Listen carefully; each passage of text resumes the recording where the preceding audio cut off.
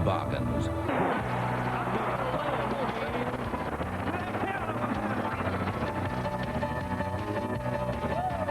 Yes, they're rocking here in Adelaide, and I'm sure they'll be rocking around Geelong too, as we welcome you to Saturday night football here on 7, here at Football Park, and round 3 continues. A special good evening to all the tipsters. Already it's turning out to be a tipsters' nightmare, isn't it? What's going to happen here tonight? It's Port Adelaide up against Geelong. The 1997 AFL Premiership season, proudly brought to you by Victoria Better, for a hard-earned thirst. School may have to take a bit of a back step because they're very confident of upset. All right, here we go. Thank you, Matt. We'll keep us in touch with all that's happening on the boundary line. Barry Stoneham has won the toss. Geelong are kicking to the left of screen, which is the lake end here at Football Park. Very little breeze to speak of. It has been very, very warm in Adelaide today. It's a big crowd. It's a great atmosphere. And to Primus, the grandson of Reg Hickey, is in the middle, but it's taken out by Colbert. Down towards the forward line for Geelong. They're quickly into attack, down towards Stephen King. King gets a boot to it. It's socked off the ground by Hall, goes across the face. Pressure now on Wanganeen. The skipper's feeling the heat. He's still in the back pocket. Gets the hand pass away to Lyle. Picked up 35 possessions last week. Back it comes to Wanganeen. He's tucked in the back pocket. No one leading towards him, so he does the only sensible thing. He wobbles it along the ground. He gains 35 metres, and we'll see a throw-in on the half-back line for Port Power. Not only that, Sandy, I think he deliberately put the off brake on it to make sure it didn't go anywhere near out on the full, but then ran out of bounds. Primus to do the ruck work up against Stoneham. Stoneham gets a second tap, but Primus is the eventual winner as he palms it out to Brown. Brown sends Port in towards half forward, but chopped off by big Johnny Barnes. And a warm welcome to another champ of the game, Kevin Bartlett. Welcome, KB. Thanks, Sandy. And Michael Wilson has a tough job tonight, picking up Gary Hocking, Mensch, coming into his first game this year, kicks up towards the half-forward line. Colbert, he's averaging 9 marks a game. Second year as vice-captain. He's on centre wing position. Long kicking down towards the lake end. He goes short and finds Mansfield. He can pump the ball. Great tackle by Francis. They've paid advantage. Brewer has the ball smothered off the boot towards the boundary line. Mensch trying to get there first. Burgoyne was a tackler. Great tackle by Brewer. That was throwing the ball. Not picked up. Scholl has got a loose player and Kilpatrick on the edge of the centre square. On the McGarry medal playing for West Adelaide. Goes into the centre. Here's Ben Graham over the top. Long raking handball. Riccardi booted 6 last week, outside of 50, tumbles the ball in, and playing in front is Eustace. Would have been far more at home on the left boot, Peter Riccardi. Eustace brings it back towards the half-back flank. He was looking for Wilson over the top of him and over the line. That free kick before against Mansfield, I don't know that. I know it's for real, but if a player's in the middle of trying to kick the ball and he gets pulled off his kick, I don't know how that could be holding the ball. As I said, perfect conditions here as Brown comes forward for Port Power from the half-back line. He bounces his way towards centre wing. Incidentally, watch out for Donald Dickey tonight. He's had a #1, and does he look flash? The kick drops short. Chance for Brown again. He gives it across to Burgoyne. Burgoyne goes in towards the pocket. He wanted Cummins, who couldn't take it on the half volley. This will test the Geelong defence. Scholl is in the back pocket. Gets the hand pass away. It's going to be okay. Mensch's kick wobbles towards centre wing. And again, Brown sees it over. And there's David Brown on screen. Already a couple of touches.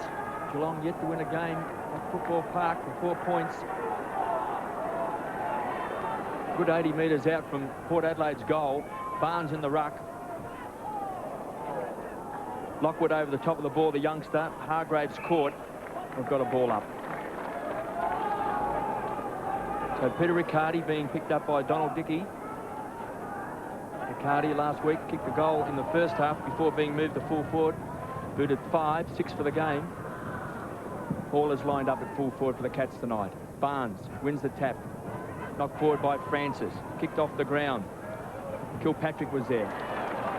Primus building the wall across half-back, just tumbles it back. Barnes playing a kick behind the game. Couldn't take it. Poole shovels the ball out. Here's Lockwood. smothered off the boot by Mansfield. Poole trying to crash his way through. Flex the muscles, comes to Burgoyne. Once more, great smuggling taken down here by the Geelong side. McKinnon leads in the race to the ball, along with Dickey, and it's forced over the line. Good start to this contest. No score on the board as yet. Deep in Port's attacking zone. Barnes floating over the top. Taken by Burgoyne. He's caught, but he snaps it. Gone. He's put the first one through. The crowd went up as one. As Peter Burgoyne takes the first one for the night to Port Adelaide. That was a nice goal. Certainly the first few minutes of this game, the whole body language, Port have certainly been well in this game, even though this is the first scoring shot. But Burgoyne got himself balanced, turned the ball across his boot, and a good finish. I think we've got the blood rule in the middle here. Gary Hocking looks like he's going to have to come off the field for a little while.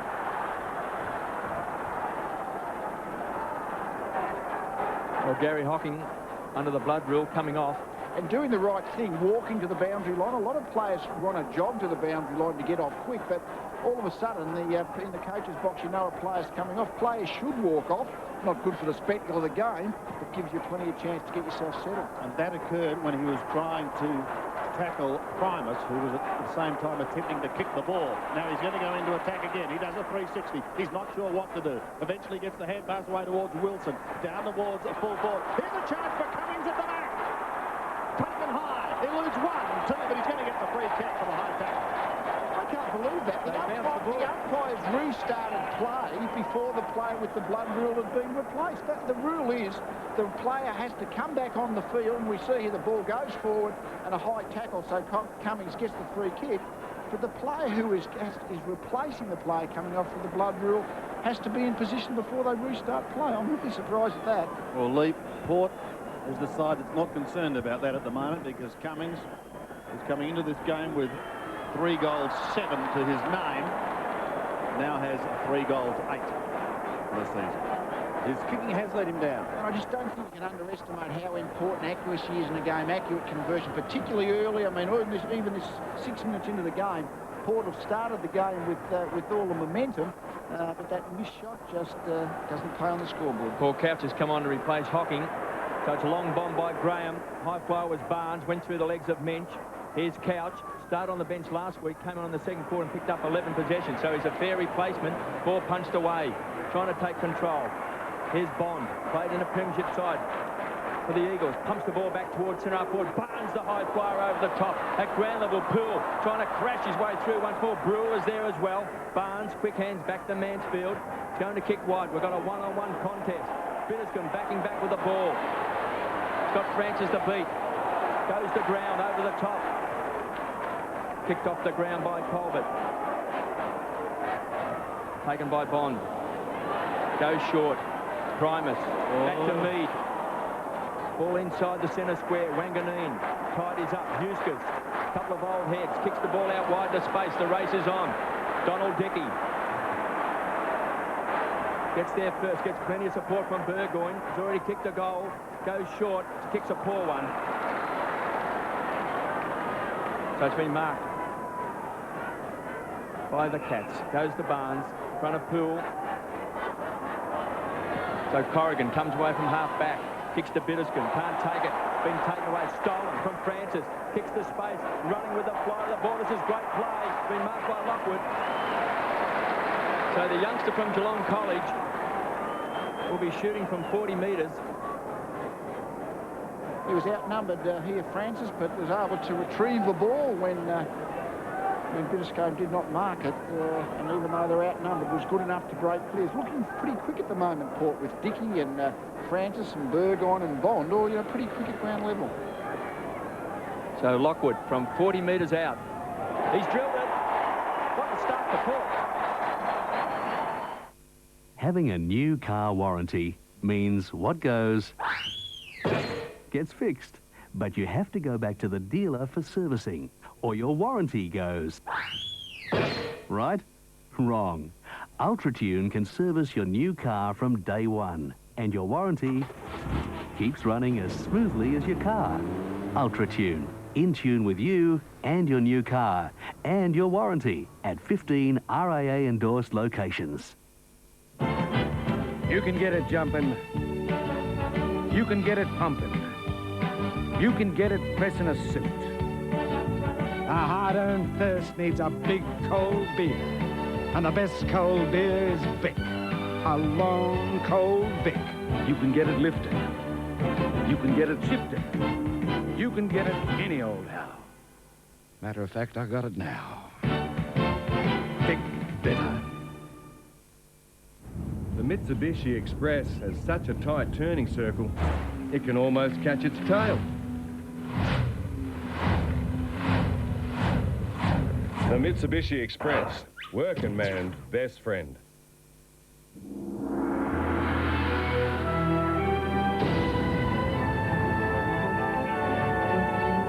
The Phantom of the Opera is coming to Adelaide. The Channel 7 Children's Appeal invite you to share in the excitement at our Gala Charity Preview, Wednesday, April 23rd. Then join the stars of Phantom at our after-show party at the Adelaide Casino. It will be a night to remember. Seating is limited, so book early.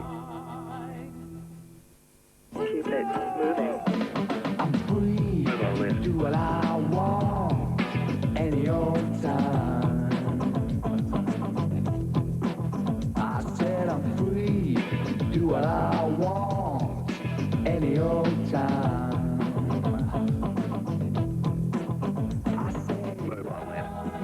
Price to fit every pocket. Because I'm free. The Qantas Australia-wide sale is now on, with savings right across Australia, like Melbourne, just $189 return, or Sydney, just $289 return. Better hop to it. Sale ends April 17. See your licensed or active travel agent or call Qantas now. We asked 3 AFL experts if McDonald's delicious triple cheeseburger is the tastiest burger they've ever had. 3 out of 3! Statistical proof why the $2.35 triple cheeseburger is the most selected burger in the AFL. 3 years ago, she disappeared from their lives. It's over, Jude. Now she's returned for her family. She wants to see you all. And she'll do whatever it takes to get them back. I won't let her hurt you. Do something. 8:30 Sunday night on 7. You really ought to think about being nicer. Peter Gallagher, Joanne Wally Kilmer, and Jamie Lee Curtis in a premiere thriller that will leave you breathless. Children belong with their mothers. Mother's Boys, 8:30 Sunday night on 7. The most anticipated new series in years, one that pushes the boundaries of television. Now the wait is over. The suspense begins. From the creator of The X-Files, Millennium, begins 9:30 Monday on 7. What a dream start by Port Adelaide. 2 quick goals. They lead by 13 points. Lockwood getting his first. Wanganeen sending them forward to Lyle again. He chips up towards the half-forward line and finds the experienced Brewer playing against his old side. 74th game for Brewer. Most of those with the Cats to fall forward. 1, 2 rounds. He's got it in, Scott Cummings. And Gary Ayres has got early problems. He certainly has, Sandy. I mean, Geelong come home over here, visiting team, but still really hot favourites, expected to win the game. Port Adelaide have done what a home side must do. Started well, got the home crowd involved. The crowd's roaring, the momentum and adrenaline is in the Port Adelaide body. So Geelong really have to regroup and gradually work their way back into this. He's missed 1, Scott Cummings. He's got their solitary behind at the moment, 30 metres out. Now he's got his first goal. Oh, Porter hot.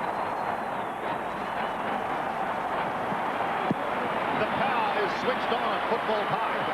They absolutely are. And yes, as we said, second, third grab at Cummings when he had the opportunity there. I mean, he's 25 metres out directly in front of still no wind to concern themselves with, but they are really looking very quick at ground level at the moment. Port, and they're basically getting first hands on the ball, and Geelong are doing all the chasing.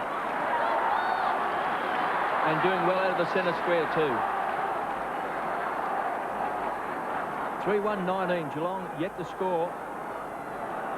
It'll be great for Cummings' confidence to kick an early goal after last week's kicking debacle. Barnes slaps the ball on, up towards centre half forward. Stoneham came out, caught one in the back. It's all tied up by Mead inside the centre square. Colbert has been pushed into this centre square in an on-ball roll just to at least at the centre bounce. Brown has got a fair bit of the ball, and Colbert is basically matched with him. Very enthusiastic crowd now. Wanganeen to Dickey. With the ball back to Bond. Runners across half-back. Mead got plenty of time. Paxman rockets the ball out to Wanganeen, picking up some touches.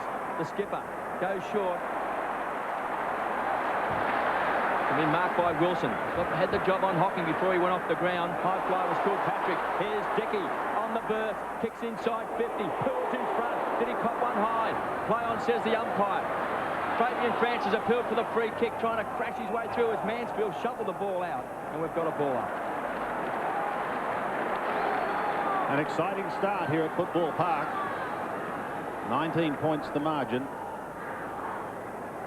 In Port's attacking zone once again. Barnes tries to belt it clear. Eventually Riccardi gets a hurried kick coming across the ground. It's going to be kept in play by Lockwood, who kicked the goal just minutes ago. Swings round now onto the left foot and tumbles apart. Oh! Peter Burgoyne went up 20 minutes too early and has given away a free kick. But the climb was nice, wasn't it, KB? Needed a step ladder. Very impressive with McKinnon. To half-back. It's almost a pinpointed Donald Dickey, who spears it into half-forward, and Brown takes the mark. Still a long way out. He's going to be kicking from at least 55.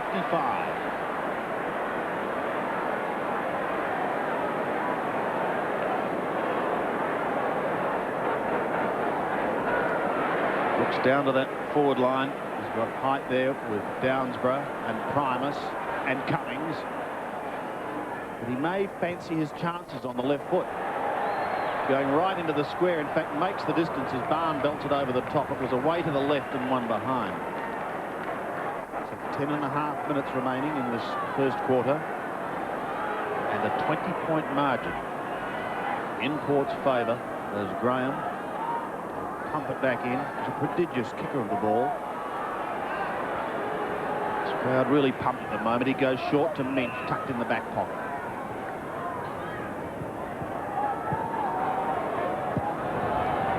He'll look down. Well, in fact, he eventually decides to go short just over the top of Craig Bitterscombe. Bitterscombe from half-back towards the centre wing finds Michael Mansfield. He's had a couple of players running. Elects to go back over and take the kick. Mansfield pokes it down towards 50. But this time, a strong mark taken by Hargraves. Tim Hargraves putting them inside 50. Not good, though. Braden Lyle chops it off. Comes back towards Primus, who takes the mark. Now he's got a number of options here. The power will go down towards centre wing. Lockwood's in front.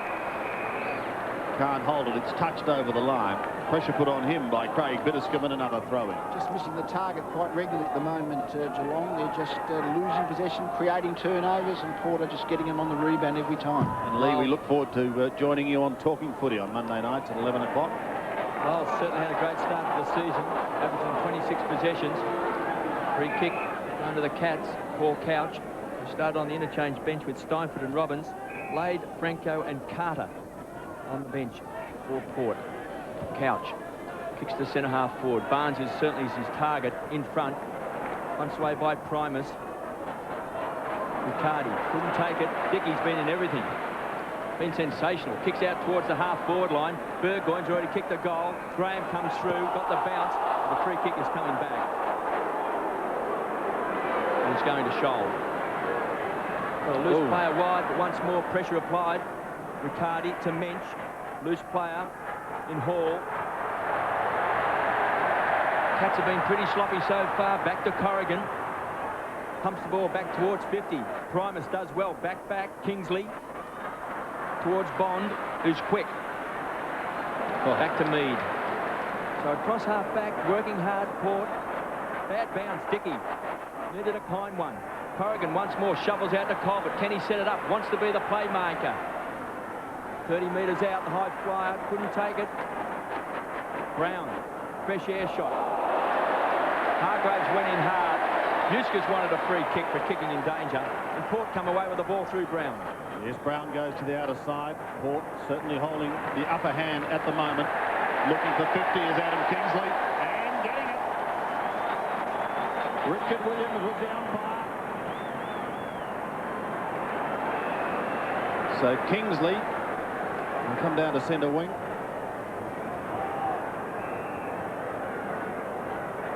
And give the Power the chance to go deep into their attacking zone once again. Downsborough was the leader, but he's ignored. Colbert edges his opponent underneath the ball and then drops back to take the timely mark. Lee Colbert has been busy. He had a couple of options there. Shows Barnes. The other one was Robbins. Towards Stoneham he goes. Robbins does the scouting. Oh, and he comes out the back door beautifully. Now Geelong has the opportunity as they go in towards the forward line. They need a scout. Hargraves is there, but he's caught. He's taken the ground. Sits over the ball for a long time. They try to get it out. Huskis was taken high, and he'll be free kick. The advantage may be paid to Donald. And Dickey goes away to ground. Parker on the run. Up towards Lyle. Following on his form of last week when he picked up 35 possessions. In towards centre-half forward. Big pack of players. Who's going to do the roving work? Bitterscombe is there. Can't take it cleanly. The tackling by Port in this first term has been sensational. Mansfield takes them on. And he beats them. Away comes Michael Mansfield. Kicks to space. Mead leads Stoneham to the race for the ball. Takes it over. Really, their work into their forward 50 at the moment, Geelong, is just extremely sloppy. I mean, they've had a lot of open sort of field in front of them, but just haven't been able to pinpoint the delivery, and the Port defence just keep bringing it out. Port 3-2-20. Geelong yet to score. Primus just took it out of the ruck, kicks down towards 50. Mansfield has got a lot of work to do there back. Gets away from Brewer, his former teammate. Been marked by Corrigan. Quick hands to Hocking, back off the interchange bench. Maybe that's the lift the Cats are looking for, the haul. That's the way to kick the ball, isn't it? Inside the centre square. Coming out was King, punched away by Paxman. Hargrave, was he fell? No free kick. Huskis over the top of the ball. Been terrific in defence so far, Port Power. Burns the rock singer. It's got it.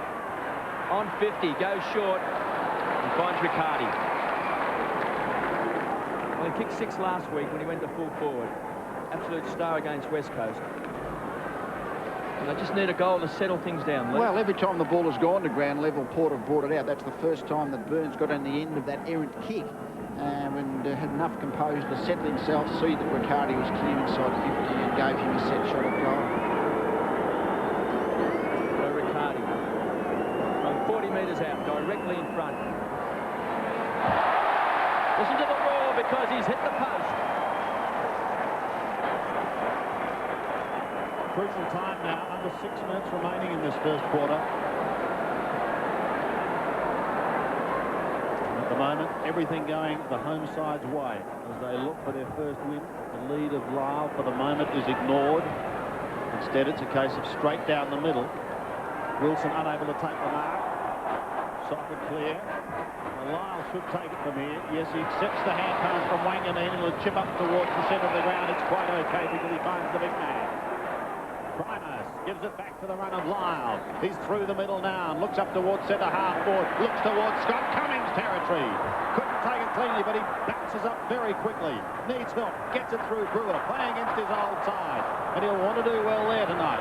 Wilson's the tackle is good on Hocking. Not before Hocking gets it out to Graham. He pumps them out of trouble for the moment. Up towards half forward. Bond was at the back. Almost got a hand to it. Couldn't complete the mark. Here's Ronnie Burns. Dangerous inside 50. Gives the hand pass away. Almost caught Stoneham unawares. Again, the Port defence standing firm. The Hargraves tackle is good on Primus. And the umpire, who in this case is Gavin Dorr, comes in to take charge.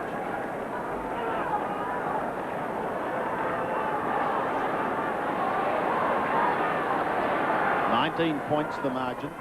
Geelong just the one score on the board. Barnes had to beat a couple. Wanganeen with his usual determination finds Brown. These two are having a field day in the first quarter. Brown goes to the outside. He wants Donald Dickey, and he's got him. And away he goes. Up towards left half forward. Big pack of players. Downsborough's in there. Couldn't take the mark. Scholl to tidy up at the back. He's in front of the scoreboard that looks good for Port at the moment. Oh! He's going to become a top figure, is Donald. He can play. I mean, he's 24 years old. Age is fairly old for a first-year AFL player, but he's looked very impressive in his 3 league games to this point. In the running, no doubt, for the Mitsubishi mark of the year, which is on 7 again this year. Graham is caught, not before he gets the handball to Scholl, and the Geelong side are out of trouble for the moment. Rockets the ball to Kilpatrick inside the centre square. The tackling of Port has been ferocious. Lyle, here's a chance. Can he set up Brown on 50? Long bomb into the goal square. One-on-one contest. Mensch pushes the ball through. Well, Dickey's been playing on Peter Riccardi, who was best on the ground last week, so he's got a class opponent.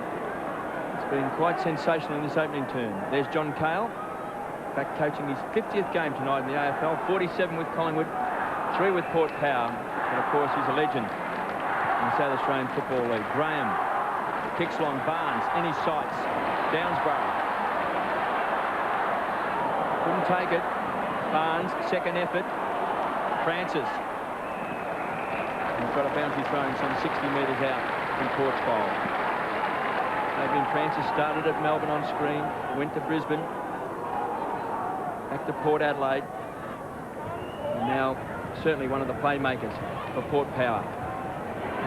Mensch along the boundary line. Mead, pretty impressive at centre-half back to Lyle, picking up possessions once more. Here's Brown. He's also been great in this first term. Comes back to Dickey. Now he's kicked a goal. Now the umpire's going to bring it back. What the umpire's explaining is he paid the mark, and if he's paid the mark, they cannot pay advantage from the mark. That's not appeasing the crowd at all, who are pretty unhappy because Dickey has actually slotted it straight through. Well, 8 possessions to Brown and 8 to Dickey, so midfield they have been dominating. Brown kicked 55 goals with Adelaide, yet to kick a goal. There's a great mark by Lockwood. So the young kid from Geelong College looks like kicking a goal directly in front from 15 metres out. What a leap. Well, he hasn't got a lot of weight on his frame at his tender years, but he certainly didn't need it. He floated into the air above Cummings there, has his chance to kick his second goal. Has looked a very impressive teenager in the couple of games he's played. So from point-blank range, he has missed.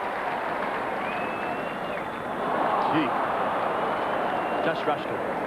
That is letting Geelong off the hook, I think. That's, I mean, Geelong, all they're doing at the moment is trying to hang in there just to try and get themselves going. I mean, nothing's working for them. Their skills are poor at the moment. Those little half chances are going begging, and at the moment they've just got to try and stop Port getting any further ahead. 7 effective scoring shots to 1. Darren Milburn on a birthday next week. Tuesday turns 20 years of age. He defends now, going towards centre wing. His target was Marty McKinnon. Huskus down towards Francis, off to Lockwood, over the top. Here's Downsborough. He's inside 50. He's going to have a shot. It's coming back. Oh, it shaved the post.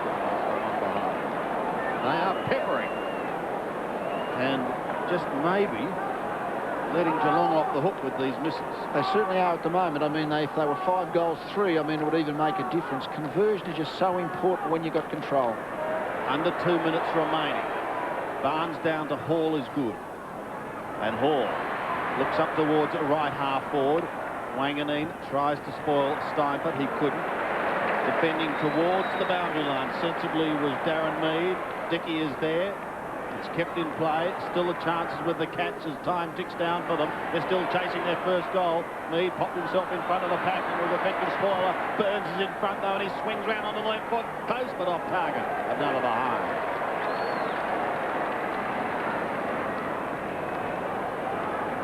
Stephen King is giving Geelong that height deep on the forward line, but really at this point hasn't looked like marking the ball. So Paxman goes wide, finds Dickey once more. He's carving up Peter Riccardi in this first term. He's already taken a great mark. So he kicks the ball back towards centre wing. In front was Primus, Stoneham, caught. You see Donald Dickey playing this game, and he's actually, as I say, 24-year-old. Where has he been the last few years? And I'm sure the recruiting staff are asking us, at the various AFL clubs are asking themselves the same question.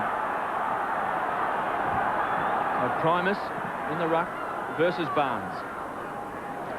Brown, been in everything this first term to Lyle. This is where they've been killing Geelong. Midfield, picking up lots of possessions. Poole, kicked off the ground by Lockwood. Mansfield paddles the ball along in front. Cummings gets in front and a shove in the back. it out on the full? Yep. So big chance here is Johnny Cale sitting down at ground level. So Brewer is about 30 metres out and outside the boundary line. It's a terribly tough angle. It's just a matter of can he find a player to feed it off to. But in 2 losing grand finals with Geelong, tries a check side. It's out of bounds on the full.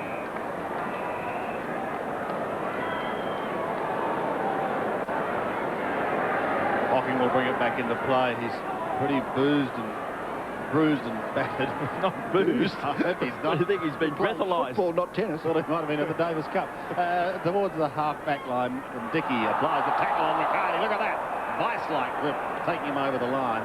After that encounter, I was going to say, with the boot of Primus, he certainly came off second best.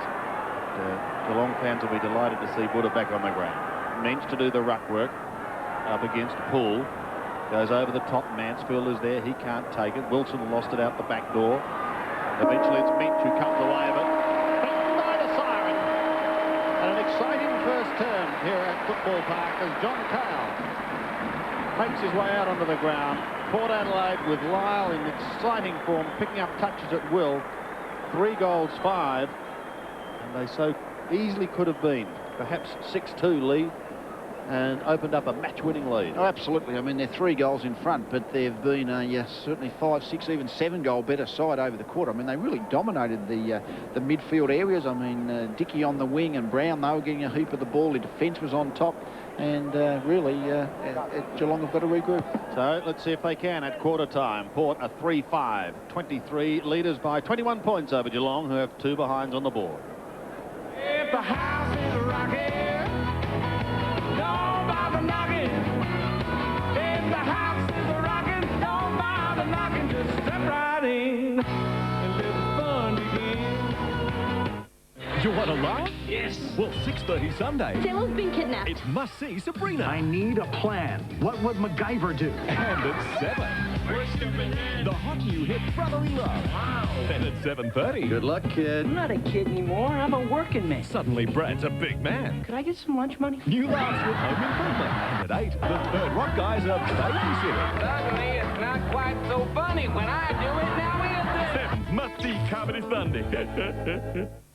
Mom, can you please fix it now? No. Dad's home. Whoa. Sorry I'm late. Trapped. Okay, that's okay. Okay. Daddy's cooking.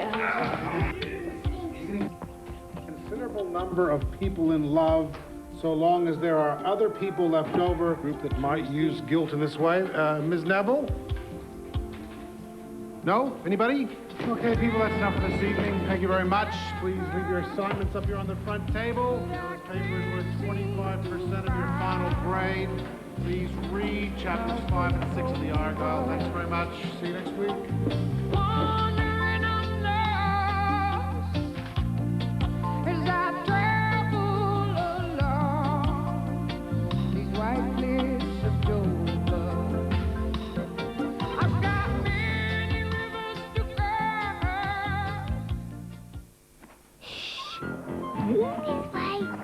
Introducing the new Magna Wagon. Stylish on the outside and jumbo-sized on the inside. With extra safety features like the new Tri-Safe rear seat. With a passenger protection panel, plus a center lap sash seat belt. And all the handling and performance of the award-winning Magna sedan. So you won't know you're driving a wagon unless you look in the trunk. Can we keep him, please? The new Mitsubishi Magna Wagon. You know, when mates get together, anything's possible. But the McGuinness-McDermott Foundation needs more than just us. Channel 7's Today Tonight, SAFM and the Adelaide Football Club have joined together with people like you to renovate this outpatient wing of the Adelaide Women's and Children's Hospital. Now the next big project is updating the inpatient unit, Brookman Ward. It's another big job, but we already know what can be done when mates get together. You can help again by donating any amount. Just call the number on your screen now. Because seriously ill kids depend on their mates. This is Cake. Yeah! The smash hit. He's going the distance. The distance. He's going. Plus the unbelievable. I will survive. All yours when you take home your very own copy of Fashion Nugget. Now. Have you been offered a choice of excesses to substantially reduce your health insurance premiums? At SGIC, it's just one of the ways we make health insurance more affordable. Look out! This winter at Peter Shearer Menswear, our clothes have to be seen to be believed. Look out! Look out! Look out! Look out! Look out! Look out! Look out! Look out! Look out! Look out for the man who goes by the name Peter Shearer. See it, believe it, at Peter Shearer Menswear, Rundle Mall. Look out! Look out! Look out! Look out! Welcome back to Football Park here in South Australia. This big crowd, certainly most of them have enjoyed what they've seen in the first term, because Port Adelaide have led Geelong in every department. 3-5 plays 2 behinds. Now, we like to look after our own here, but poor old Lethal has put his head on the chopping block. Have a look at number 4 here. Lethal, 6 ways to pick a winner. Never tip Port Adelaide at home. Any comment, Lee? I'm still sticking to it at this point, but my confidence is a little shakier than it was pre-game. I've got to say this. Let's go down to the boundary line, Matty Campbell. There was a big whisper that Port were going to produce something tonight. They're doing it in the first quarter. They certainly are, and Gary Ayres has got some problems. He's used the interchange bench 7 or 8 times, trying to find the combination to combat Port's midfielders. Jack Carroll's very happy with the way they're going. He certainly should be. Here we go then. Second term. 21 points the margin. Primus sets himself for a big jump. Up against Barnes, won by Primus, tried to push it down towards Lyle, who was so exciting in the first quarter, picking up touches at will, just as Brown did, and he continues to do. Gets the hand pass towards Donald Dickey. Speaking of excitement machines. Oh, Huskus was lucky. Up to Lyle, back to Wilson. Port Power goes charging forward again. In towards full forward, a big clash of bodies. Waiting down is Lockwood. The young boy bends it round his body, but not far enough, and it's out of bounds on the full. Yeah, Geelong just got to get some speed, some ground level speed from somewhere all over the field. They really just look like they're a yard slower than their respective Port Adelaide opponents. Burns out on the wing on Dickey and Riccardi to the full forward line. Graham towards half back. McKinnon feeling the pressure. So too Couch. Started on the bench, as he's done so a number of occasions. Bitterscombe towards centre wing. No mark taken. Play on is the call. Hocking tried to get it out. Bond does. The hand pass is okay to Dickey. Donald's kick in towards centre half forward. The big leap was okay by Darryl Paul, but only went with the one hand. Bitterscombe from 51 metres. This is long in towards a full forward. Goes Peter Burgoyne's kick. Who's doing the scouting? Lockwood. Tried to miraculously bend it round, and I guess from some vantage points at this ground it would have looked like a goal, but one behind goes on the board. He's had 4 shots at goal. Bowen Lockwood. He's kicked 1, 2, and 1 out of bounds. Milburn gives it across the shoal. So the Geelong defence being tested tonight. Kicks out towards space. Looking for Ronnie Burns, punched over line by Primus. Interestingly, just looking at the midfield players in that first term, Dickey, Brown and Lyle amassed 28 possessions between them. And you looked at Kilpatrick, Riccardi, Colbert, 10, throwing Couch and Hocking another 5. That's only 15. Yeah, so it's been the story of the game, hasn't it? The Port midfield dominance. Quite dynamic. Milburn, the kid from Kilmore, on hands and knees, kicked off the ground once more by Brown. Relentless Port Power. Mansfield has had a lot of work to do across half back. And a great finals player. Kicks it out wide looking for Burns, and he's got it. Pay the mark or the free kick. He's off and running. This is where they've been shocking. Donald Dickey got the ball on a string. The performance by Geelong in turning over the ball has been poor. Mead inside the centre square, kicks a long bomb inside 50. Poole comes out. Couldn't take the mark, was Mensch. Burgoyne goes to ground. Poole first to recover, bundled over by Mensch. Poole once more gets over. This is his 3rd effort. Taps the ball back. Scholl will transfer it to the outer side of the ground, being marked by Milburn. Who's tucked in the back pocket. Finds Couch. Triple best and fairest. Replaced 4 times best and fairest Gary Hocking when he had to leave the ground with the blood rule. Barnes gives the sweeping hand pass wide to McKinnon. Geelong stagger down towards half forward. Stoner was there. He couldn't take it. Bond twist out of trouble nicely. Floats it high. It's going to be a difficult one to mark. Donald Dickey was in the pack, couldn't take it, and eventually it's taken over towards the boundary line by Huskus. He gives it to Bond. Bond's kick is too wide this time. Out of bounds on the full. Scary years, who would have been pumped up after his side's gutsy 6-point win against West Coast last week. Finding out all of a sudden a week is a long time in footy. Couch will take the short pass and go onto that left foot. Served him so well for so long. In towards Paul at half-court, he came steaming out. Once again, however, the power have the numbers, and Wanganeen loves to run. He does so through the middle, long and low in towards Cummings territory at half-court. Couldn't take the mark, Scott Cummings. Plays on quickly, Burgoyne was there. Away from him, the sneaks Scholl. He's gone over the line, and it'll come back. A throw-in on left half-court. Peter Burgoyne kicked the goal in the first quarter. And with Burgoyne, Francis, Dickey, Lyle and Bond, it's a case, Lee, of catch us if you can. Yes, Geelong just got to start just getting their hands on the ball first, but more importantly, finding the target. I mean, unpressured disposals are too often not going to the Geelong teammate. Caught by 22 points, Primus versus Barnes. Hocking just rolled the shoulders. Mansfield. Ball back to the wing. Wanganeen pounced on it. Gave it to Lyle. One of the other midfield stars for Port. Kicks back towards centre-half forward. Cummings was there. The high flyer was Biddiscombe at ground level. Fabian Francis on 50. To the square. Pushing and shoving.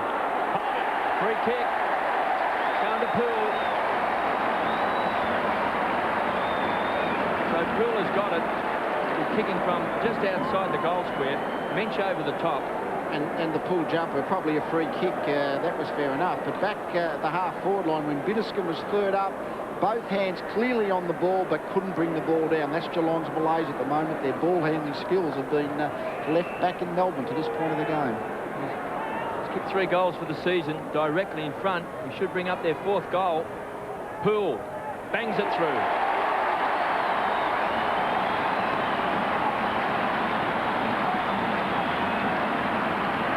Yes, well, the game has certainly stabilised from the first 15 minutes, but neither side has really looked like scoring very fluently, and Port have been eventually the team to get this first goal on their scoreboard in the second quarter. But Geelong has certainly improved, and they're in the game, but they're going to give away a fair start. Tremendous buzz around the ground, Lee.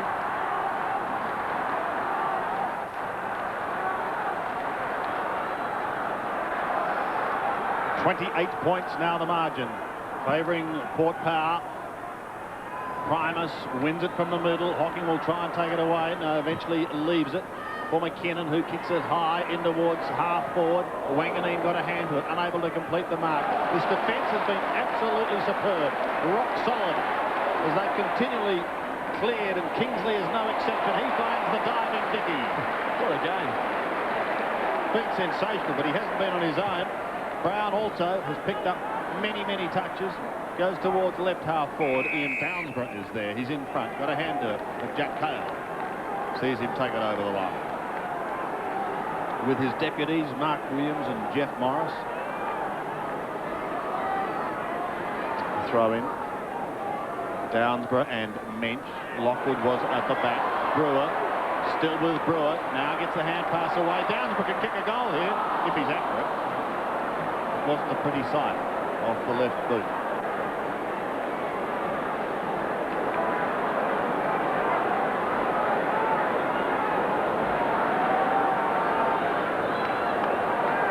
Graham comes towards Barnes. Got to beat the big man with the ponytail in Darryl Poole. Can't do that. Peter Burgoyne. He went over. He did go over the line. There'll be a throw. And missed broke two Geelong tackles. I mean, they're really not laying that first tackle, Geelong. I don't think they've come over here with the right work ethic. I mean, they're probably thinking, like most sides, you come over here, your skills win you the game, but they've really got to get in and start fighting and scratching and kicking in the literal sense. Robbins and Hargraves swapping spots. 31 plays 2. Primus up high over the top of Mensch. Wilson got the job on Hocking. Downsborough, lively. Oh, lucky bounce here for Port. Milburn was manhandled. Kicked up the ground by Brown. There could be no wrong at the moment. But they're making their own luck, Lee. Well, it's an amazing thing, isn't it? I mean, they just look so much quick. I mean, Geelong, I mean, I don't like to denigrate Port because they're doing everything right. They're quick and they're hard at the ball. But Geelong, really, they look 5 yards slow all over the field in reaction and leg speed. This was almost an example. The ball bounced over the head. Milburn was first to the ball, but really best badly played. Cummings kept the ball running forward. And then Brown, well, he just continued on. The Brown, Dickey in the midfield, they're just killing him. 35 points the margin. This is incredible. 5-7 plays 2 behinds. Primus belts it out of the middle, decides to take him on. He goes to the line before losing it. It'll be a free kick to Gary Hocking.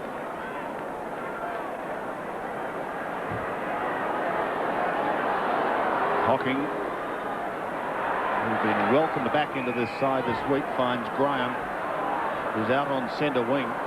Kilpatrick's even wider,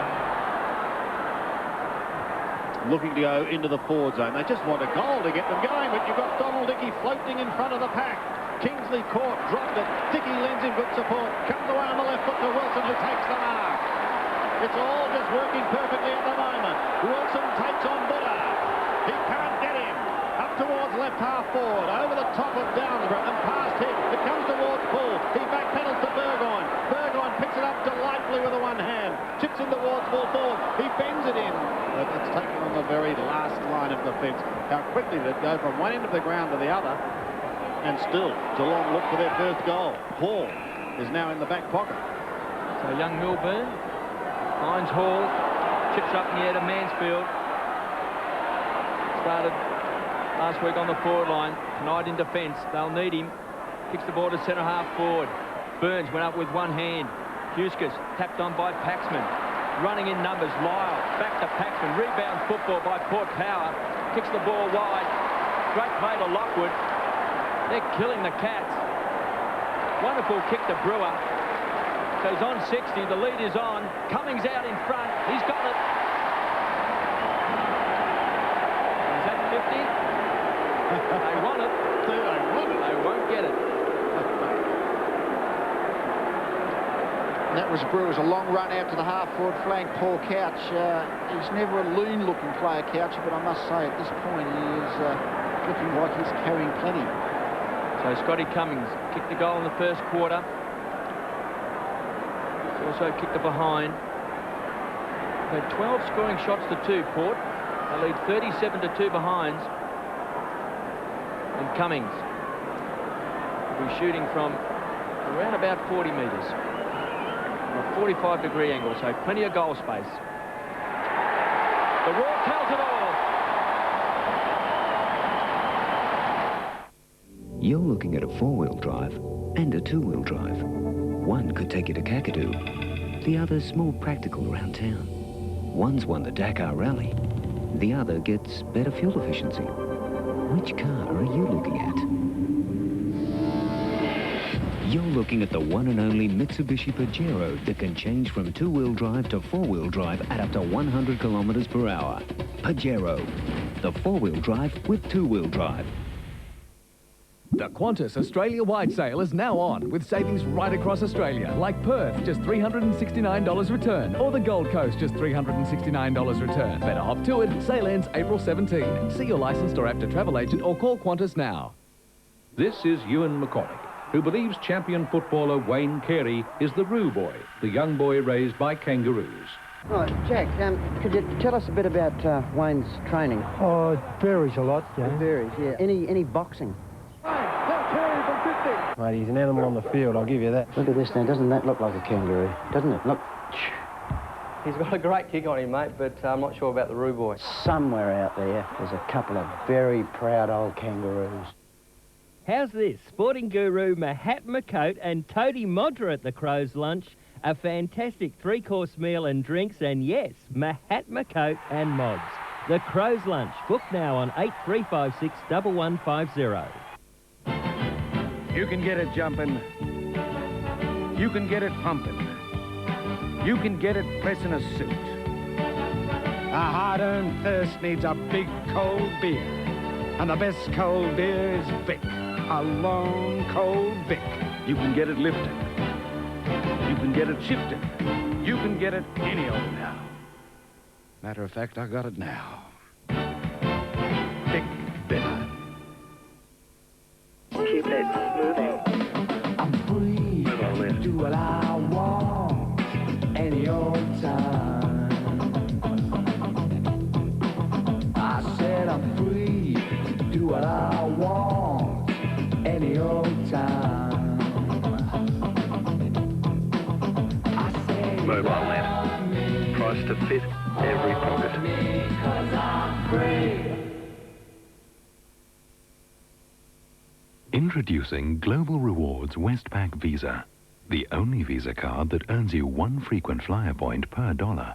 Now, everything you buy, every day, anywhere, can be worth its price in frequent flyer points. That's 1 point for every dollar. So, Global Rewards, Ansett Australia's frequent flyer program, and Westpac send your frequent flyer points soaring. For an application, phone this number or call into any Westpac branch. Last Saturday, a rocket was launched. That is not acceptable. How will the Crows respond when they play another away game 1:30 Sunday, live from Optus Oval? Carlton versus the Crows after Blake's rocket on 7 Sport. On Today Tonight, I want to talk to you. the Adelaide builder unlicensed and ripping off his workers. Is there a simple explanation for this? I have no comment. They do the work, he keeps the cash. I mean, is this the way you do business? That's Monday, 6:30 on 7.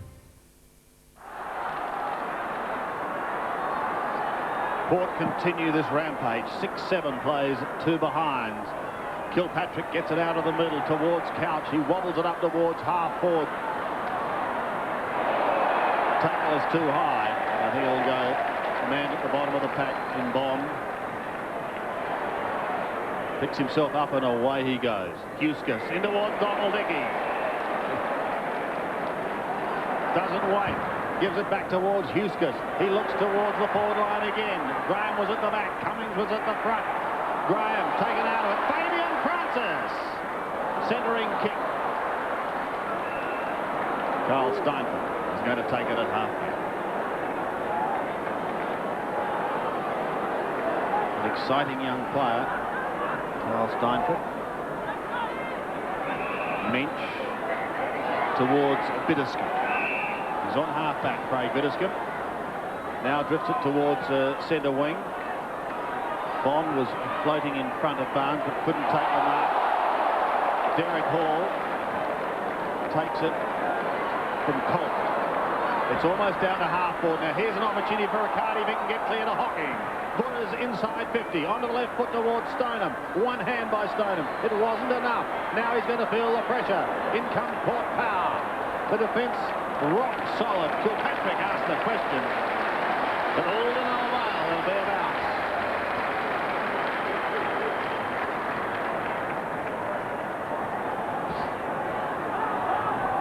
In the right forward pocket. Stoneham towards goal, but straight down the throat of Wilson. He bends it back towards Dickey. It's a little too far for him, and Colbert was there unopposed.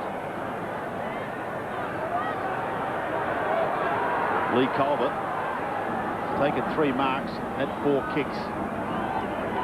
Stoneham lead, it's on. A little too far underneath it. Huskus just waited back, saw Stoneham go hurtling past and took the mark. Goes towards halfback, finds Kingsley. He looks to the outer side, the run of Lyle, they're off again. Couch is on the mark. The Brewer lead ignored in the middle as players go streaming down the ground. He's hanging on to it for a darn long time. Too long for the crowd's liking. Eventually decides to go long towards Poole. He's in the pack, waiting down his Brewer. He shrugs one tackle. He's caught on the second and he's going to be pinged. So Bitterscombe takes it between the back pocket and half-back flank. He's going to transfer the ball wide to Colbert. So they've set up the loose player to Graham. He should thump the ball long. Kicks down inside the centre square. Oh, high fly up from behind was Huskus. Wanganeen at ground level. Back to Dickey. Carving him up. Short to Brown, his partner in crime. Inside the centre square. So Downsborough coming off. Blade coming on. Loose player for Port. This is Mead. He's come all the way down from centre half back. Pumps to the goal square. Poole sets himself. Ground level. Mansfield. Can he clean up? Under pressure, out of defence, goes wide and finds Hall. No easy possessions for the Cats tonight. Kicks down, punched away at ground level from Steinford. Stoneham, that's his first possession. The Couch. A hurried kick back towards the half-forward line. Huskers. He's given away the free kick. You said before about Geelong kicking the ball long into their forward line, KB. That's their problem. They're kicking the ball long and high, but none of their key position players have really just looked like marking the ball. The Port Adelaide defenders are bringing it to ground, and then they're the ones who are just sweeping it away. Just over 8 minutes remaining in this first half. Geelong, if you've just tuned in, goalless at the minute. Scholl's kick is good, and that's a fine mark taken by Johnny Barnes. And it would just say, I think, the first for the game to this point where Geelong have marked the ball in anything like a pack situation in their forward line. Barry Stoneham down there hasn't been able to get the ball at this point. I think one solitary handball for the game. So they need their key position forward. Stephen King, who was on early, is off the ground. He couldn't mark the ball. Barnes has drifted in and at least taken one within scoring distance. Corrigan changing for Kilpatrick. Barnes taking plenty of time.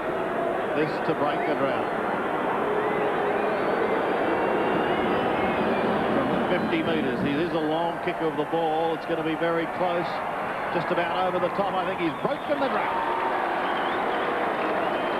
John Barnes gets Geelong's first, and just maybe that'll start them up. Well, to say that it was needed was an understatement. In fact, I think Barnes may have just slipped into centre half forward. Stoneham is up on the ruck. I mean, Geelong need to move it round. As I said, their key position forwards, they just haven't looked like marking the ball. And worse than that, when it's come to ground, well, the Port players have got the ball at ground level just about every time.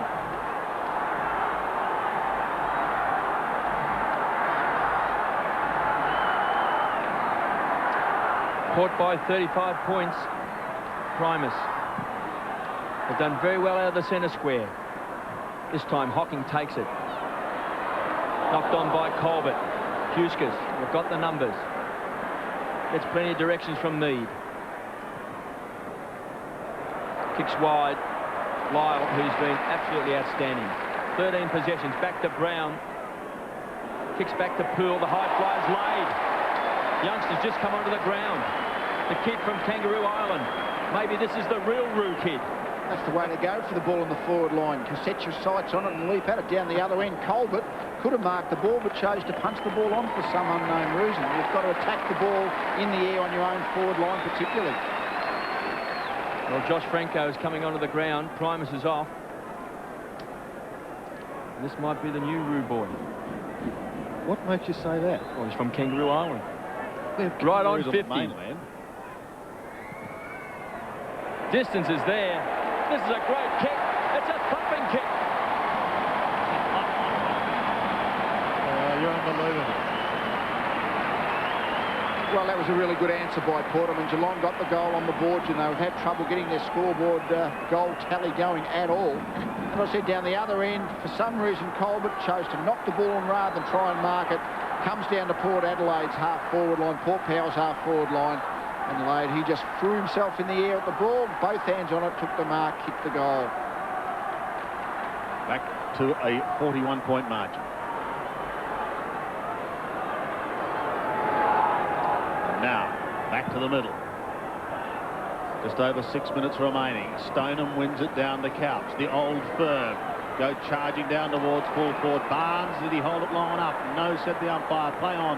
Kingsley does exactly that. Gives the quick hand pass out to Mead, who goes to the half-back line. Look at the tackle of Brown. It's good, but umpire Gavin Dorr decides that he will have it as Gary Ayres ponders this first half. Who would have thought Geelong, red-hot favourites, to be down by 41 points at this stage of proceedings? Hocking tries to get it out. Couch was there. Fabian Francis bombed also. Eventually it's Hall. Somehow gets clear, then decides to put it straight into his own man. Shaw. Somehow he's going to get a free kick. Leg, said the umpire. Hall, a long way from home.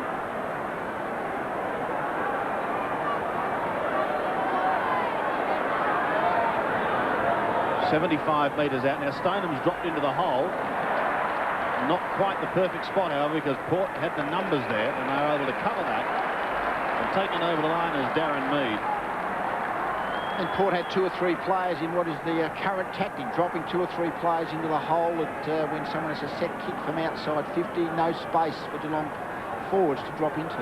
Can the Cats capitalise on it when they've got it down in that attacking zone? At the bottom was Paul Corrigan. Flicked out the back. Here's an opportunity for Couch. A floating hand passes high in towards the forward line. Buscus tried to tap forward. It almost worked. Back to Couch again. He gives it off to Burns, who floats in towards goal and has bumped it through.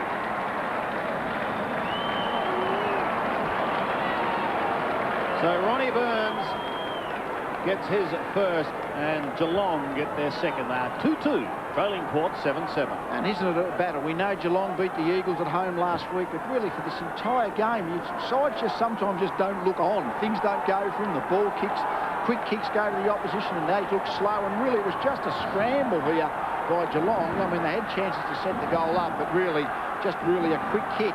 Although a good finish in the end from Burns. Ronnie Burns, his first goal. No real purpose at the moment, Lee. No, well, they just got no confidence. It's just everything's just a struggle. Well, they'll get confidence if Hocking finds his best form, because he's a great player. Buscus has done well across half-back. Kick is smothered. Stoneham, the tackler. Yet to have a kick. Paul caught. Dickey does the tackling as well. Been tremendous. Paul caught by Lyle. Franco off the interchange bench. McGarry medalist. Can he set it up? It's a floater. Cummings comes out. On 50. This could bounce through. Wrong side. Tremendous atmosphere here tonight. Well, the home crowd's pumped. The home side's 5 in front. They're really on fire, the Port supporters. First time this year they've had something to really cheer about. Graham short to McKinnon. Another local boy. Kicks it wide. Finds Bitterskin. Half-back flank. Outer side. So it kicks long to centre half forward. They need someone to mark the ball. Hall bumped away. Blade. Lays it off the Pool. It's a pretty fair player, Pool. Tough and strong. Here's Cummings. Got his hands on the share and couldn't hold it. Lyle, quick snap. Final score. Braden Lyle, 11 kicks, 3 hand passes, 4 marks. The small brigade have been tearing Geelong apart. Riccardi marks on half-back. Quiet first half for him. Welby as he kicks towards centre wing. Lade takes it. The 2 boys that are fresh on the ground. Franco runs his full distance. Has a look towards goal. Going to be close. Rams it into the woodwork. Josh Franco.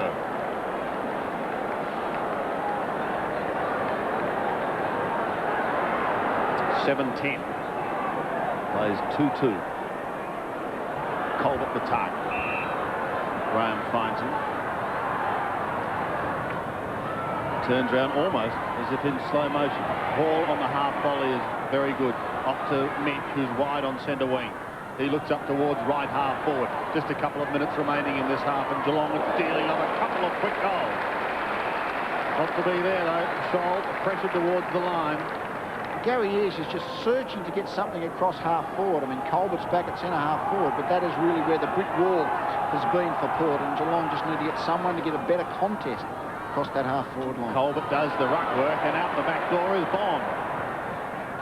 Goes over the centre, up towards half forward. They've all come down. Bull, I think, might have given away a free kick on Mitch. He has. Darryl Paul kicked a goal earlier this quarter, but Mensch has it on the defensive side of centre. Goes to a congested wing area. Dickey was the flyer, waiting down his Wanganeen. He puts it back to from where it came. Paul in front this time and takes a good, strong, one-great mark. He looks down towards half forward, 60 metres out. It's high and it's long in towards full forward. At the back, they need someone there. It's Graham who gives them a half. there's a big difference. Support Poole across half forward. He isn't marking the ball all that often, but he's giving such a good body contest. Mench is having trouble even spoiling. That's the problem. Geelong's half forward line too easily spoiled, getting the ball thumped back. Hargraves overruns it. Here's Poole. Speak of the devil. Back to Francis. They've set up a loose player running with the flow of the ball. Lockwood. This kid's pretty promising. He is promising there. Only out of the under-18s, the Geelong Falcon under-18s last year, so it's been a big step up. Probably in a lot of teams wouldn't be playing this early in the season, but certainly he's got his chance, and he's looked like a player of the present, let alone a player of the future. He's had a chance to kick more than the one goal, which he's kicked in his second term. Just an absolute sitter, from about 20 metres out. So from 35 metres on a 45-degree angle. Bowen Lockwood into Geelong College.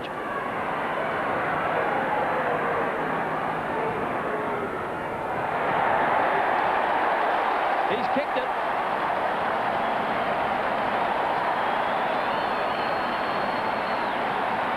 Two goals to Lockwood. And under a minute left in this second term. And good for his confidence to actually convert from the opportunities. But again, the loose ball, Poole just works so hard. Poole at centre half forward, big strong fella, only taken one mark for the game. He's just been a real good contester there.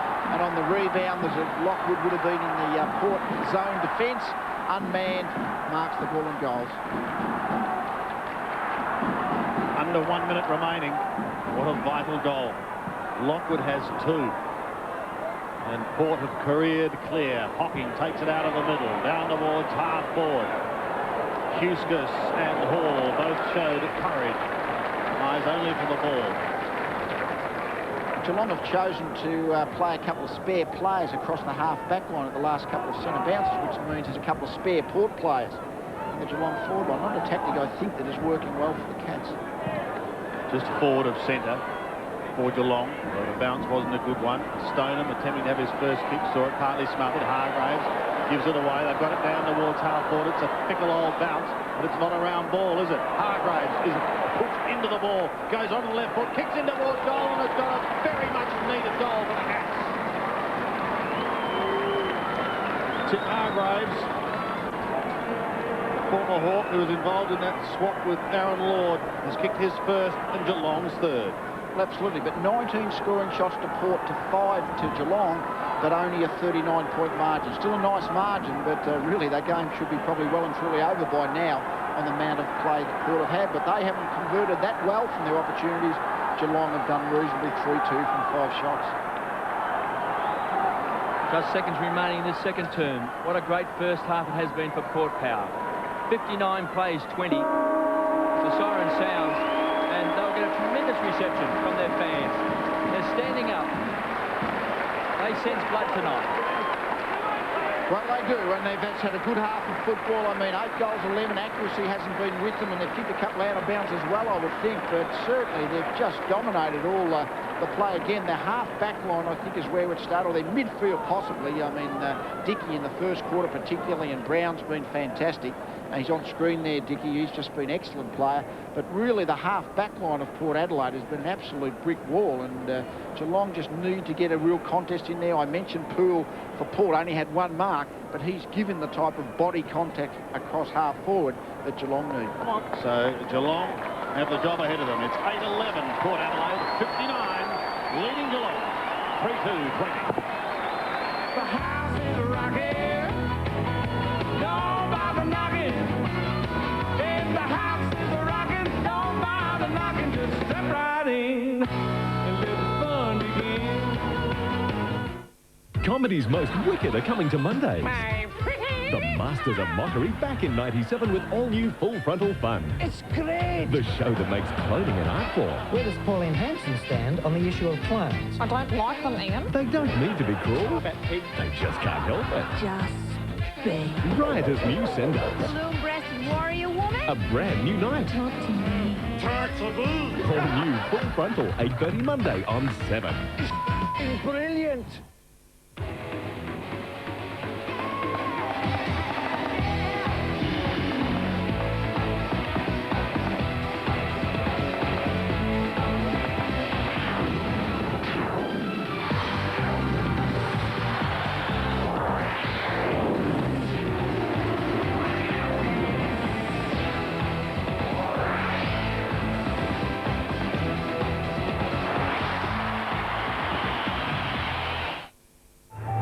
one dog ear equals 7 human ones?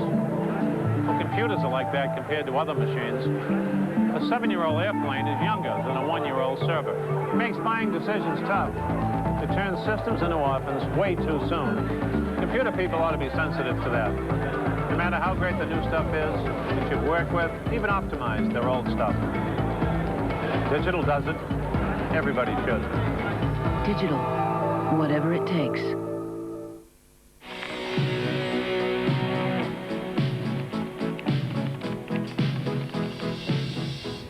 I want to break free. I want to break free. Hey, you must be the new blue M&Ms.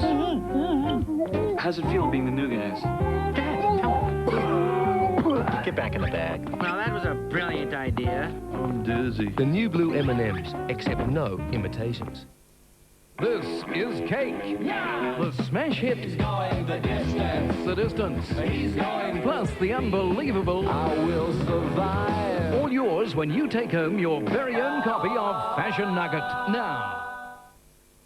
Eagle's Nest, this is Red 1, going in for refuel, over. Then heading for home, Red 1. Roger. Low on time and low on fuel? Try Mobile Card Express. First, swipe your card, then fill up, and you're away.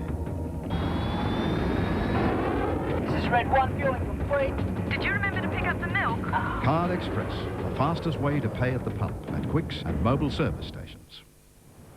At Mutual Community, our car insurance includes the option of agreed value cover, because we know that some cars may be worth more than the average market value.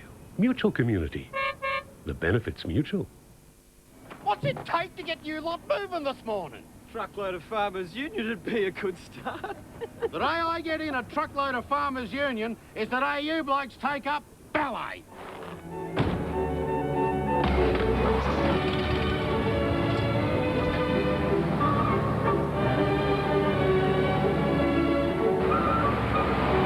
Farmers Union? What's the smallest truck you've got?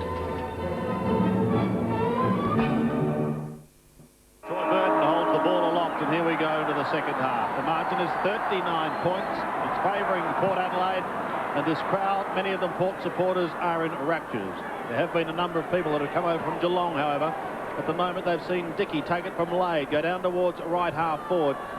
Defending was Steinford. He got a fist to it. McKinnon was there also, couldn't take it. Burgoyne kept in play, but only for a moment by Paul Corrigan before taking it over the line.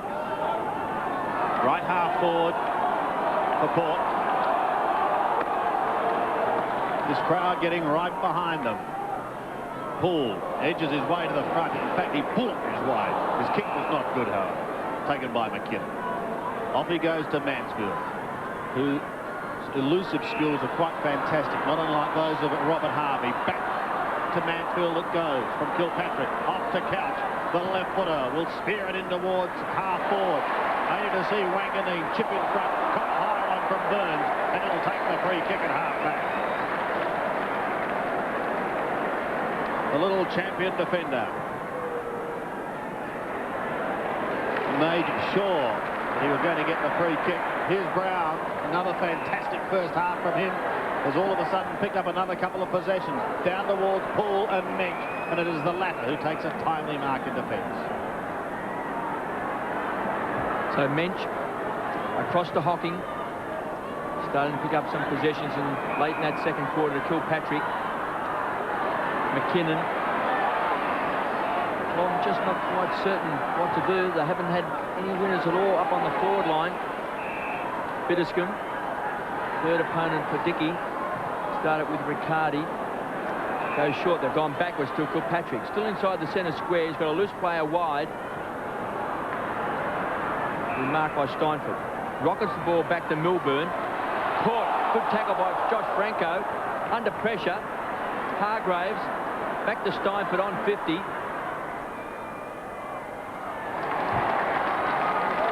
He's kicked a goal.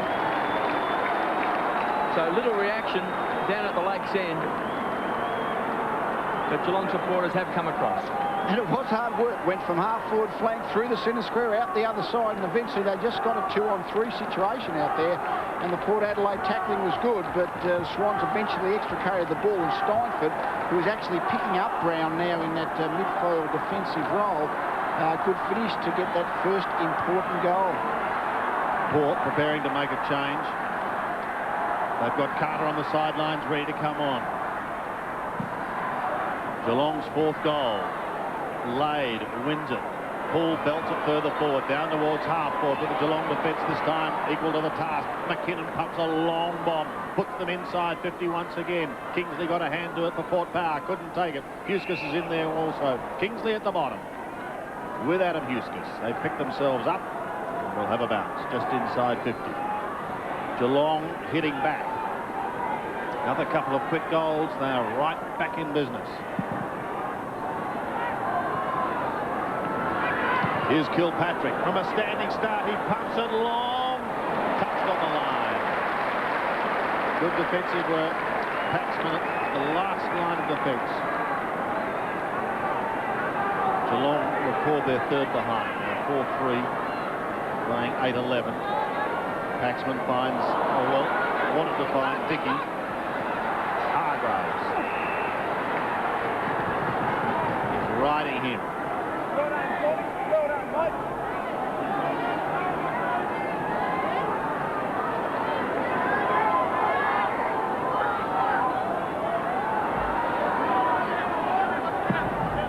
Stoneham to do the ruck work.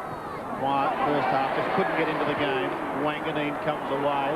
Short little pass is okay. Chipping it to Lyle on centre wing. He marks in front of Kilpatrick. Will look longer than Wilson, who drops back now. He wants Poole. He has to beat a couple. Francis does the roving work in front. Just loses the ball over the line. And interesting, of course, last week Wanganeen spent a bit of time in midfield. He's back in his more familiar backline role, and as a sweeper back there, 14 possessions in this part of the game. I think that is where we should spend most of his time. Port Power lead 59-27.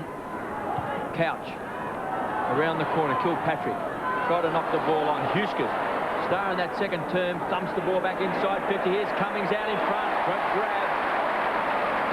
Strong hands. Kicked 2 goals. One in the first quarter, one in the second.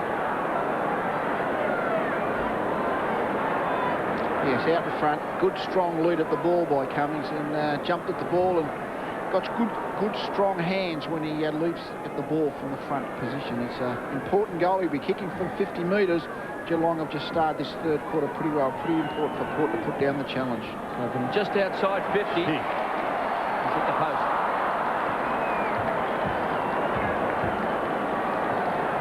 Geelong at the moment are basically playing an extra defender because Kilpatrick's coming on the back of the centre square.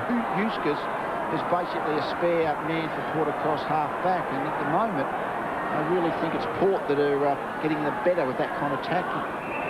McKinnon finds Corrigan, half-back flank, so they can raffle this over the top to Steinford. Just kicked the last goal, back to Couch, inside the centre square. Lade got his hands on the ball, couldn't take it. Burns caught. So the big ruckman who started on the interchange bench, he started this third term with Matthew Primus on the bench. Punched away from Cummings at ground level. Brown, he's pounced on everything. On 50, around the corner. Milburn. On the last line of defence, Darren Milburn. Chip short to Corrigan. Tucked in the back pocket. Pops it over the top to McKinnon. He plays on Marty McKinnon. Gets it across to Bitterscombe. They're not out of trouble yet. They're not far away now as Mensch floats it to Graham. He put that big boot into it and go long down towards left half forward. Derek Hall was there. Couldn't take it cleanly. Runs into Adam Huskis. And gets legged. He should be free kick, Derek Hall. And again, a 2-on-1 contest because Huskis is the free man. If Geelong are to win, they have to chip the ball around. They've got an extra man up the field. They can't kick the ball just long where they're outmanned with Huskis being spare. Paul Couch. In game number 257. Been a fantastic servant for the Cats. To the floating Barnes. Byrne was there also. Bond, a hurried kick. Wobbles it back towards Brown. He's got it on half-back, and he's got good support. Is it going to be downfield? Adam Eustace was taken after delivery. Had ceased, and it will come down to centre wing.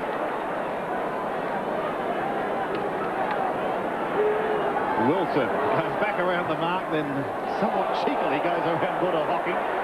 Paul Marks at half-forward.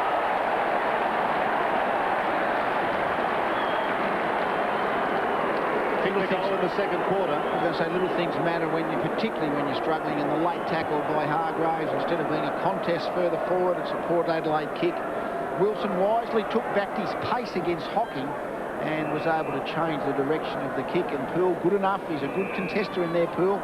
He's only maybe his second mark for the game, but he really gives a good, strong contest there at centre-half forward.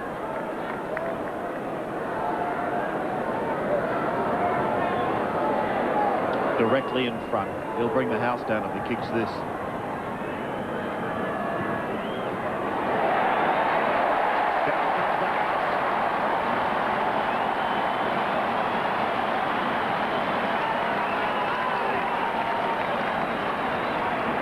His second. Port Adelaide answer the Geelong challenge. 9-12 plays 4-3. I think important to get that goal, because I think Geelong were just starting to grow in confidence a bit. They were starting to work their way back into the game. Not so much on the scoreboard, so it's important for the answering goal by Port. So Geelong, they're trying to establish an extra play across loose field. That's not working for them at the moment. 2 goals to Poole.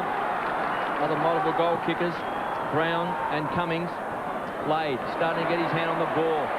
Brown driven to the ground. Franco out of the centre square. McGarry medalist to Dickey. Best on the ground for mine. Long bomb. Cummings is shouting right on the line. Graham got his fist to the ball.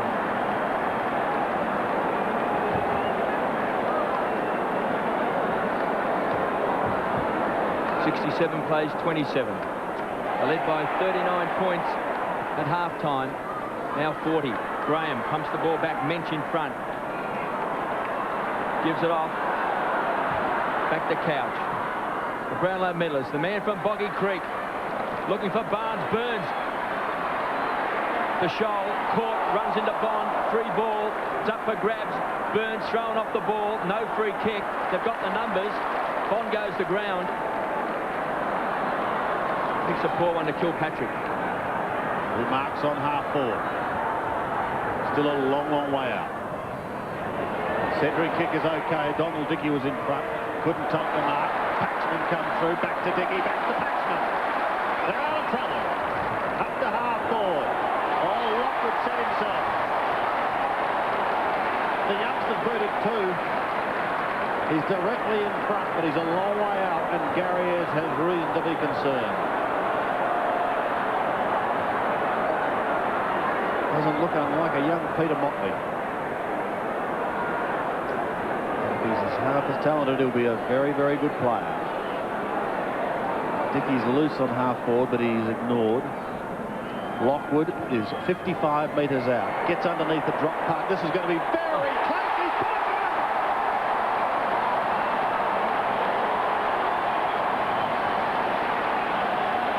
Oh, what a night here at Football Park.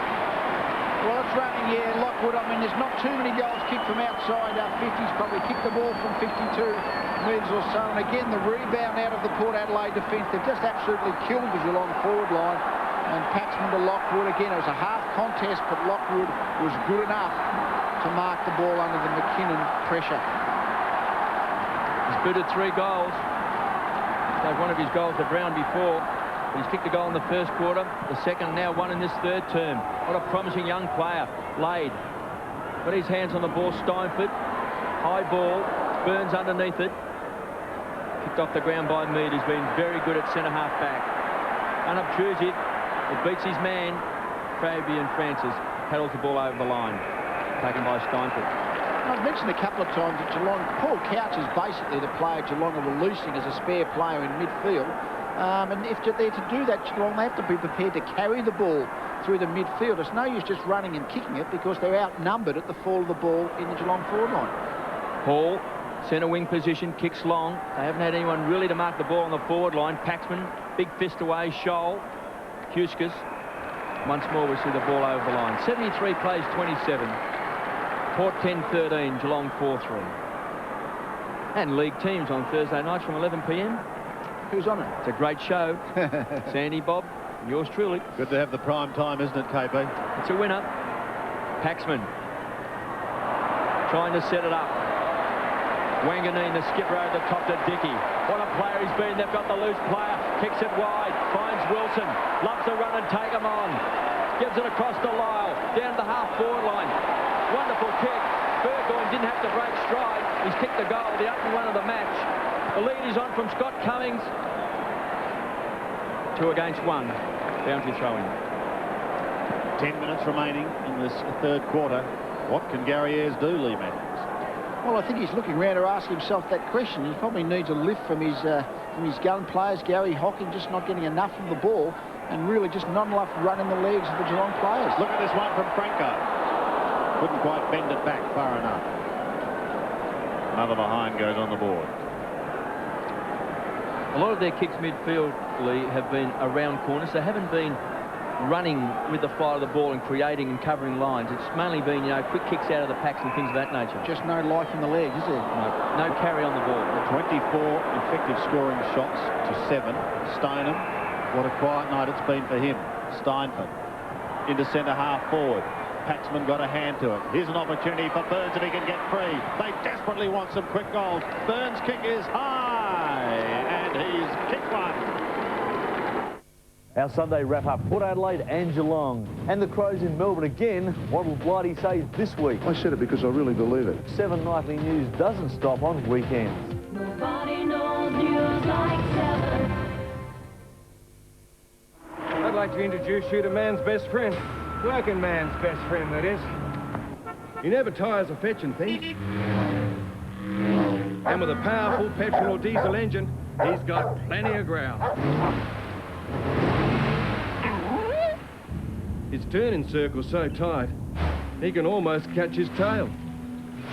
And if you want to use LPG, he's more than happy. The Mitsubishi Express, working man's best friend. We asked 3 AFL experts if McDonald's delicious triple cheeseburger meal is the best they've ever had. 3 out of 3! Statistical proof that the $3.95 triple cheeseburger meal is the favorite lineup of the AFL.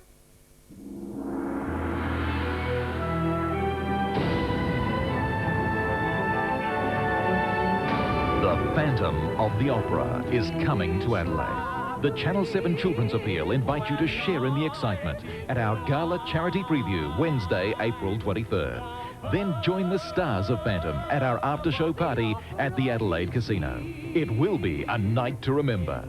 Seating is limited, so book early. For business or pleasure, you can't go past Hurley's Arkaba on Glen Osmond Road. Spacious penthouses, family suites, and all the comforts of home just minutes from the city centre. Bring the family to enjoy the tasty food and friendly atmosphere at Schnitzel's Plus. Switch on to the exciting entertainment in the new Sporties Bar, or strike it lucky with the Gold Rush Pokies. And now there's full dining facilities morning, noon and night. It's the best choice every time. It's always best to be out of your depth. And I think we pulled that one off. Everything turned up to 11. It's got everything that YouTube's always done, but it's got more space age imagery. Keep on changing and moving on, I hope. It's a record that has hips. I think that's what it is.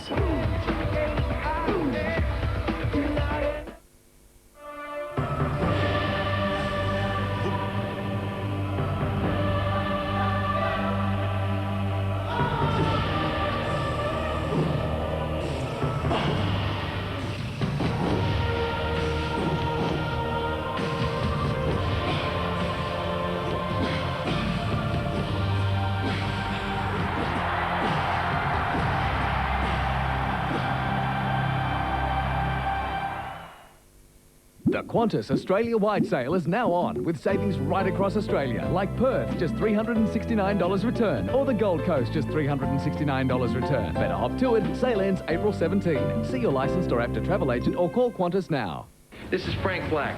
Used to work homicide here. From the makers of The X-Files comes a sensational new series. Now, the wait is over. The suspense begins. I believe we can't just sit back and hope for a happy end. Millennium, 9:30 Monday on 7. 41 points the margin. 10-14 plays 5-3. Port leading. Out the back door, Lyle applies a good, strong tackle. Well, umpire said an illegal one, and he can't believe it.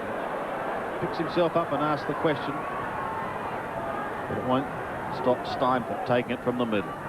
Going long, in towards Barnes territory.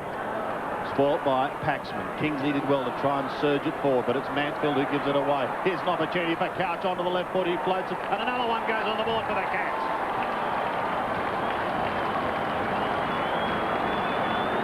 Paul Couch motors back to the middle after posting number 6. 6-3 plays 10-14. The Cats mount another mini charge. As I mentioned, Couch is the spare player in the midfield for Geelong. Kilpatrick's coming off the back of the centre square, then trying to pick up Lyle. And then virtually it's an extra midfielder for Geelong, which is Couch, and an extra defender for Port Adelaide, which is mostly Yuska. So Couch's possessions have to be really important because he is the spare player. Port by 35 points, 10-14, 74, 6-3, 39. Lade really getting his hand on the ball first. Brown been dominating out of the centre square. Cummings needs a kind bounce. Doesn't get it. Graham, be happy to paddle the ball over the line.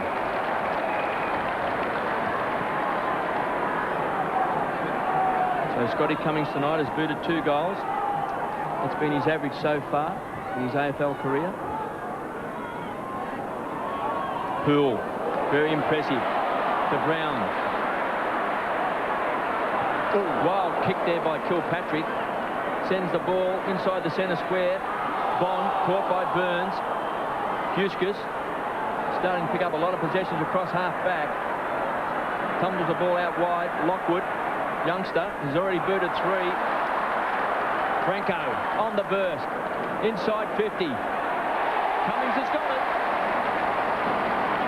The sit with the ball dropping short. Well, he absolutely did, and Lee Colbert was in the vicinity. I just don't know why he didn't fly third man up. He just basically watched the contest there at ground level. But really doing a lot of things wrong tonight.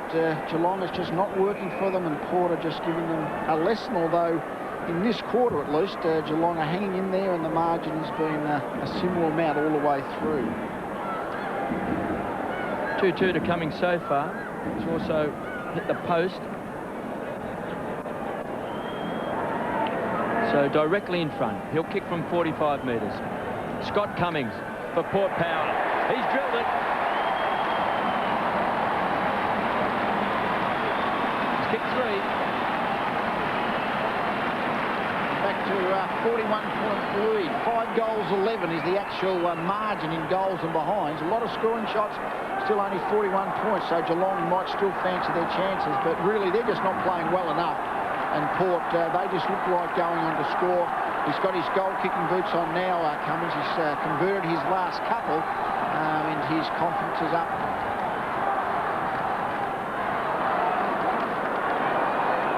Three goals to Scott Cummings.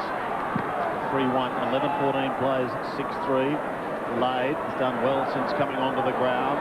Pulled, the tap over the back, Angles there, taken by Couch. Can he get them out of the middle? Yes, he can. Paul Couch up towards half forward. Belted away from Ronnie Burns. Player waiting down, however, has the chance to take it forward. That's Milburn. Towards right half forward, towards Barnes. Almost threw it out. Paul will get a chance. Inside 50, feeling the heat. A shot at goal is away to the right. And one behind. Barnesy copping the rounds in the kitchen. I think Port Adelaide doing one thing that's very important in a pressure situation: knock the ball forward, keep the ball running forward, and they're doing that extremely well. 40 points the margin.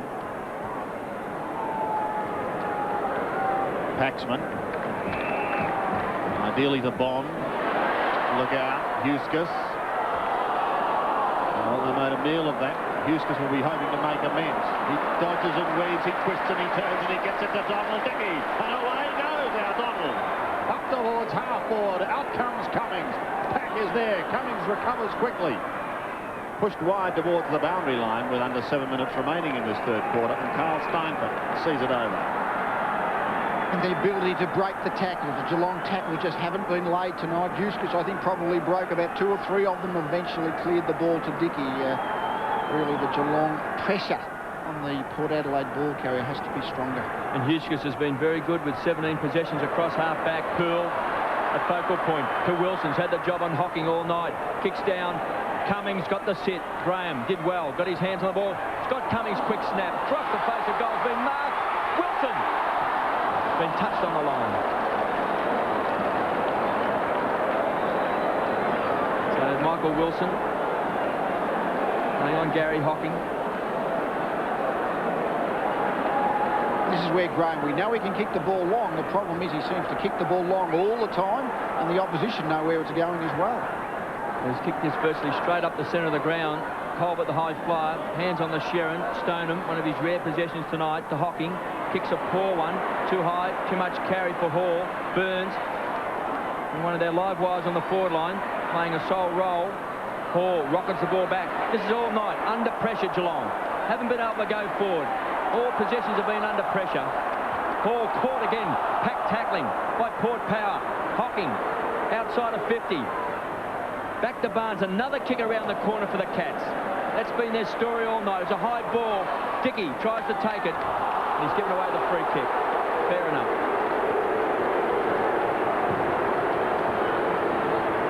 Yeah, difficult ball there for Dickey. I mean, the long high ball into the forward line. He wasn't sure he was looking for his opponent, but Bitterscombe planted his feet and Dickey had him into his back. Illegal interference before the marking contest, so I think it was a pretty obvious free kick. So Bitterscombe from directly in front should bring up the Cats' 7th goal.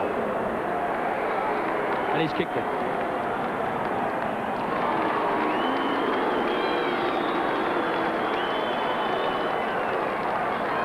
Well, this quarter they've started to hang in there a bit. Geelong haven't had a lot of scoring shots, but have kicked, 3 goals, 2 behinds. But Port has still got it ticking over down the other end. You've got to say Geelong are still in the game, but that's a question of whether they can lift their level enough to score sufficiently to overtake Port, and that's even assuming that they can keep Port from scoring.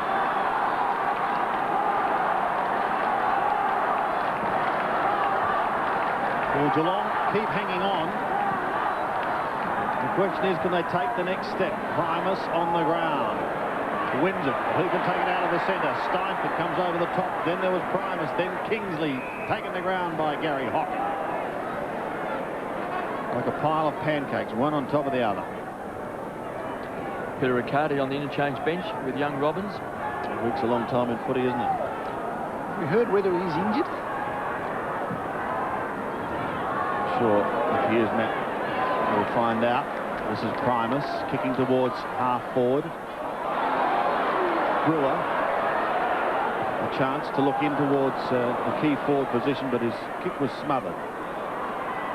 Oh, stolen by Burgoyne. He'll run into the open goal and has slammed it into the woodwork. Peter Burgoyne kicked one in the first quarter, and he had the chance. Big damage in that woodwork. I haven't been keeping count, but it must be at least 3 times they've hit the post. Well, Kirkpatrick hit the post. So has Scotty Cummings. And they may get another chance here. Long bomb. This is long.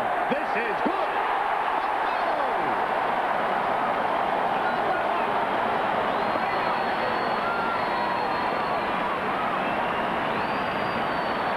Incredible scenes here at Football Park as Francis gets his first. And we see Graham, it's always a long kick, and as soon as the ball is punched back into the Port Adelaide defensive zone, he got 3 players at ground level, but really it was still a beautiful, long, accurate kick from outside 50 by Francis to finish. Fans in uproar here at Football Park. We go back into the middle with 4 crucial minutes remaining in this third term. Steinfurt's kick wobbles towards right half forward. Couch was there, couldn't take it, so too Hargrave. Stoneham could have given away the free kick. No, said the umpire, I'll just take it myself. We'll have a ball up. Kevin Wanganeen was at the bottom of the pack. The skipper leading by example. That's the way he's always played the game. Wonderful to watch.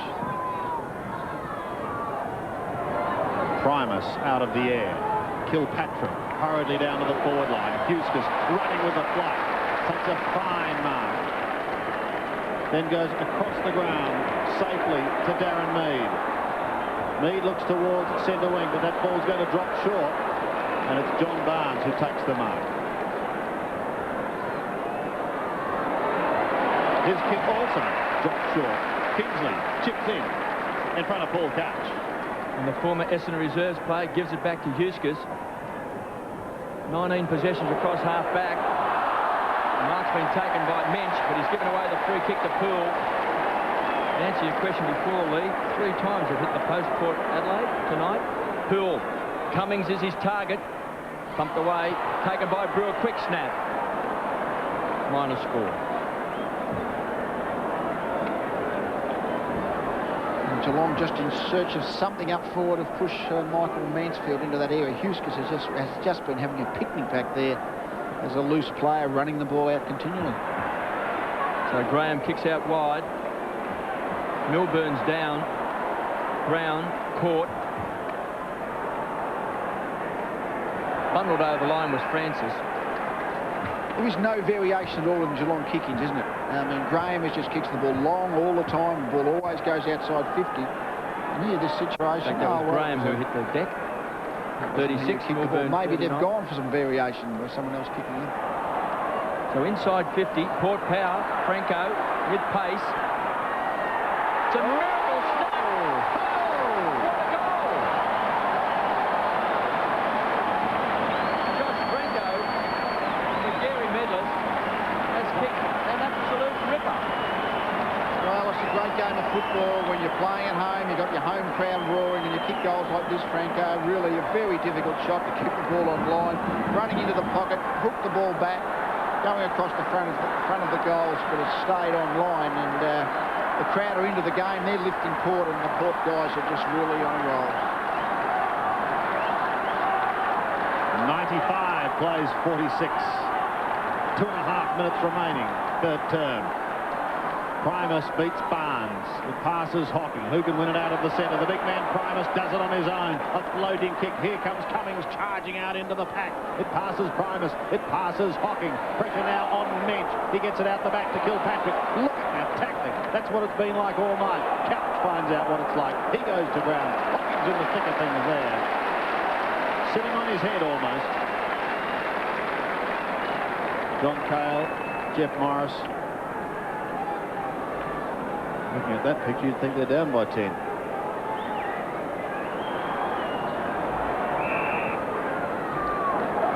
Just outside the 50. Barnes doing the ruck work. Couch taking the ground. Well, I would imagine a number of other club officials around the country would be having a very, very close look at this. And some football commentators as well, I think, Sandy. Namely one who's on my right, who said, don't tip Port at home.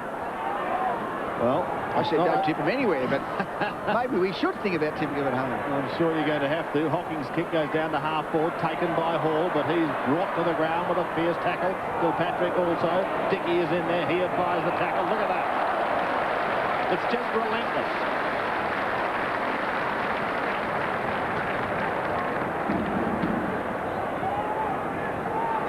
Barry Stoneham's certainly struggling tonight, yet to take a mark. It's the 2 kicks and 2 handballs. So they're going to win this game. Mansfield, quick snap out of the pack. And players like Stoneham have to start hitting their straps. Yeah, if you're 6'5", you're pretty slow at ground level, so if you can't make up for it by marking the ball above your head, and yeah, Barry Stoneham has had a pretty ordinary night. How big is the derby or the showdown going to be next week? Between the between the Crows and Port Power. Barnes puts it over. So Barnes, he's battled hard. He's had 5 marks, 10 possessions. But like a lot of Geelong players tonight, they've been under pressure whenever they've had the ball. No easy kicks, no easy marks, no easy handballs. Been great pressure on Port Adelaide. Paxman kicks the ball on, so it's a big pack of players, one for the high flyers. They battled against it. Barnes versus Hall, so at ground level's taken away by Lyle. The hand pass is poor, didn't hit his target. And Wanganeen good enough to recover to Dickey. Cross half back. Kicks the ball down towards Poole. So the race is on. Poole versus Mensch. He was held. So Poole a bit of a favourite, I would say, with the Port Adelaide fans. Missed the grand final last year in the Sandful. Doesn't mind a dip, KB. That's why he missed the GF. Beautiful pun there. Milburn in the back pocket. The couch. Brownlow medalist goes to McKinnon. They could have raffled that. Back to Colbert. So a bit of run at last for Geelong through the centre of the ground, but too late. Because at 3/4 time, Port Power go into the last break, leading 13-17-95 to 7-4-46. 49-point lead after leading by 39 points at half-time. Well, yes, Geelong challenged them early in that quarter, but Port kept the scoreboard ticking over. Then in the last 5 minutes have really asserted their control again. Speed's a great thing. You've got to get the ball in your hands first, but having done that, and Port have done that part of it, they've just run away from the Geelong team. You look all over the field in almost every position. They just look that much quicker at ground level, quicker to run with the ball and quicker to get to the Geelong players to lay the tackle or to pressure, and they've deserved what is going to be a match-winning lead. Yes, some fantastic highlights in that third quarter. I guess none better, really, than that goal from Josh Franco. That is one of the goals of the year so early on in the season. It was fantastic and certainly worth another look. There's Johnny Cale chatting to his charges. Importantly, 30 scoring shots to 11. I mean, that is a fair idea of a side that's been absolutely thrashed. Geelong being that side, of course. I mean, Port haven't converted that accurately from the number of chances they have. They're already big leaders. But, gee, they could have been 10, 15 goals in front of them the way they've dominated the game. So at 3/4 time, Port Adelaide 13-17, Geelong are 7-4. Inside 50, Port Power, Franco with pace. It's a miracle stop. Oh, what a goal! It's so knock real hard. No, on second thought. If the house is rocking, don't bother knocking. Tuesday, Adam drops a bombshell. Dash, I'm getting married on Saturday. Is it for better or for worse? I told you I couldn't afford it. Then Dash makes a move. If you don't think anyone else would have you, it's not true. Isn't it? But has it all come too late? I'm looking for a husband. And look who's going undercover to expose a dating agency scam. Selling dates to the highest bidder? Is PJ mixing business with pleasure? Some floozy. Didn't think you cared. Passions ignite in a sensational new Blue Healers, 8:30 Tuesday on 7. Get into Joggers World Easter Break Sale. A6 Gel 125 men's and women's were $112 slashed to just $79. Plus take $20 off mark prices on already reduced stock take specials. Joggers World Easter Break Sale, 123 Perry Street, City. One green bottle should accidentally fall. There'd be 9,999 bottles hanging on the wall. 9,999 bottles hanging on the wall. For years, Crystal Clear Purification Systems have been cleaning up Adelaide's water supply. Thousands of households and businesses have had their tap water transformed with an excellent quality water filter from Crystal Clear Purification Systems. From just $175 fully installed, you can transform your lousy water into clean, clear, healthy, great tasting water. Beware of expensive imitations. Insist on Crystal Clear Purification Systems McGill, the name you can trust. How's this? Sporting guru Mahatma Coat and Toady Modra at the Crow's Lunch. A fantastic three-course meal and drinks, and yes, Mahatma Coat and Mods. The Crow's Lunch. Book now on 8356-1150. It's no good giving the performance of a lifetime one night, then ruining it all the next. It's all about performance, which is why I'm with MLC. Their investment approach really works. They've given competitive returns year after year. You either have it or you don't. For my money, MLC's a hard act to follow. So, if money matters, talk to MLC.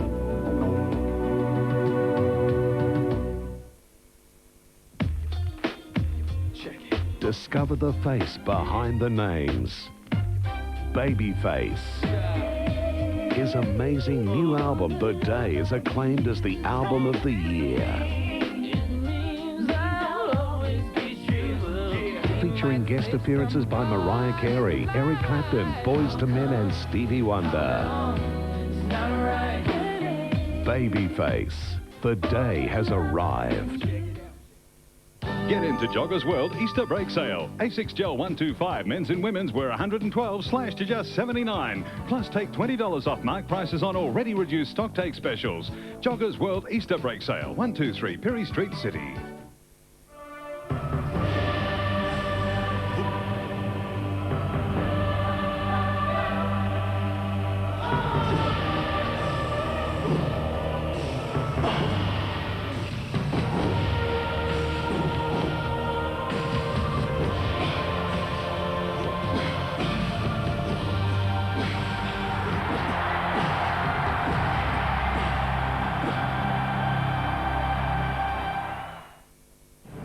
Well, if you're a Port man, you'll like that scoreboard. If you're a Cat fan, you certainly will be a little worried. 13-17-95. Port Adelaide, are they on their way to their first win? It looks that way. 95 plays 46. They're bruised and they are battered. Buddha Hocking tangled with the boot of Primus earlier on in the game. Left the ground with the blood rule, but is now back. I mean, a number of injuries, and Matty Campbell's down on the boundary line. Peter Riccardi, he's another one who's been sidelined. Geelong have lost the use of Peter Riccardi. Not exactly sure, but it looks like to be either a groin strain or a hamstring strain. So Gary Ayres won't have him to use as a pinch hitter. Down here, as you can hear, they're already celebrating, and they're already talking showdown against the Crows next week. Oh, surprise, surprise. Here we go then. Final quarter at Football Park. Primus is beaten by Barnes, and it's Kilpatrick who whips it out of the middle for the Cats. 3 or 4 quick ones is what they desperately need, and they may get a chance for the first one anyway through Michael Mansfield. 45 metres out. 45-degree angle.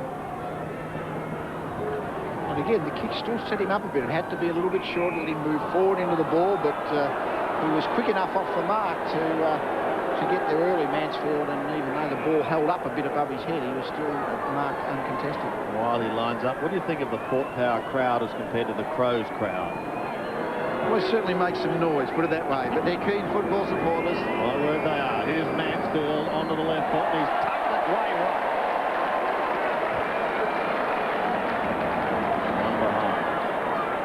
Those Port Adelaide supporters have been there last year when the Crows were playing. Well, they didn't come, Sandy. What do you think? I don't think they came. No, you either barrack for Port Adelaide or you don't barrack for them at all. So you don't actually follow any other club. It's a love-hate relationship. Here's Paxman to go straight down the middle. Wilson was in front, couldn't take the mark. This is how Brown started the night. In full flight. Kicks towards centre wing. Bitterscombe starts it off. Now an opportunity for Milburn. Goes towards Burns. He's inside 50, Ronnie Burns. Now he's inside 40. He shoots towards goal. That's better for Cat fans. Third goal to Ronnie Burns. Started off in the second with one. Got one in the third. And now he's booted there. 8-5. Plays 13-17. Well, it has been something of a lone hand in the forward line. Burns, at least he was quick. The ball came on the rebound and really... he got the ball out on his own, but he was quick enough to back his pace just to use the angles against Kingsley, cut across the front. Kingsley couldn't readjust his direction to lay the tackle, but that speed at ground level is something that Geelong have been sadly lacking tonight. 3 goals to Ronnie Burns. And certainly Geelong has looked slow tonight, so it was nice to see a blue-white jumper actually be able to put the foot on the accelerator. Port Power, Brewer at ground level. Gets it across to Lockwood. He's booted 3 into the goal square. Lade's down there with Cummings, thumped away by Graham. Well, the Geelong defence has certainly been under pressure tonight. 30 scoring shots to Port. 13-17-95, Geelong 8-5-53. So they've had their work cut out. Primus back in the ruck. Lade did a great job in that third term. Brewer against his old side. He's looking for Lade. I must say one thing that is happening this year, the umpires are giving much more leniency to the player running with the flight of the ball to try and spoil, you know, the player who's just standing his ground trying to mark. It used to be that any kind of infringement was paid against a player spoiling that manner. Primus snaps it. A free kick is going to Johnny Barnes.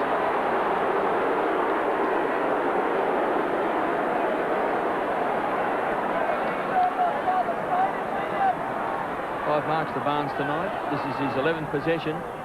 Goes short, finds McKinnon. So the former Crow. Once more, indecision by Geelong. They've really struggled to set it up and go forward. Gone backwards a lot. There's another typical hand pass, put him under a lot of pressure. Mensch, the turnover, this could hurt Geelong. Barnes caught him high, and Lyle will take the free kick. And that passage of play just about sums up the way Geelong has played tonight, Lee. Just no one just running hard with the ball. It's all a question of players who are seemingly running half pace. Braden Lyle, 13 kicks, 5 marks, 5 hand passes. Kicks to the lead of Scott Cummings. It's okay. Paul Couch may have given away 50 there if he's not careful. Now, why isn't that 50? I do not know. I think the umpires interpreted that Cummings had hold of Couch as much as vice versa, but they're a long way away. It certainly looked as if Couch took him to the ground. Let's see what this young boy can do. He's going to have a shot. Coming from the Eastern under-18s. Adam Kingsley.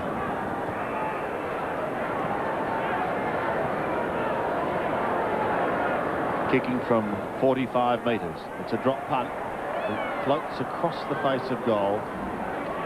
One behind Registon. 13-18. Goes 8-5. Let's see what Graham does. Do you think he'll kick it outside 50 or he'll try and use up and cut the zone apart? I'll back he'll go outside 50. Let's see.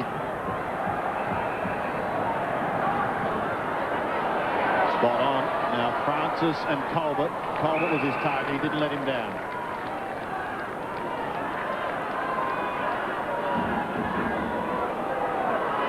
Lee Colbert thought about going short to Bitterscombe. Now goes for distance towards Barnes. Huskis gets a hurry kick. He also receives some attention he didn't like. It's belted back towards Brewer. He caught one high. Here's Kingsley. Sneaks away from Hargraves. Pops it out in front of Cummings. Great.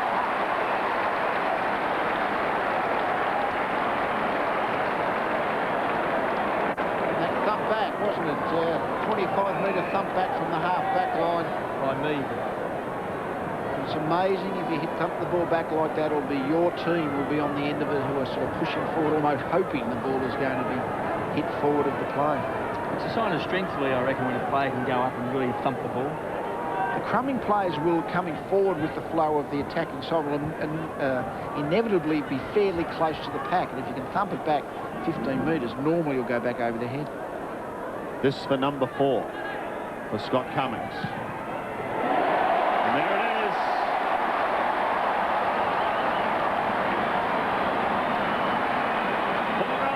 For Scott Cummings, running every turn.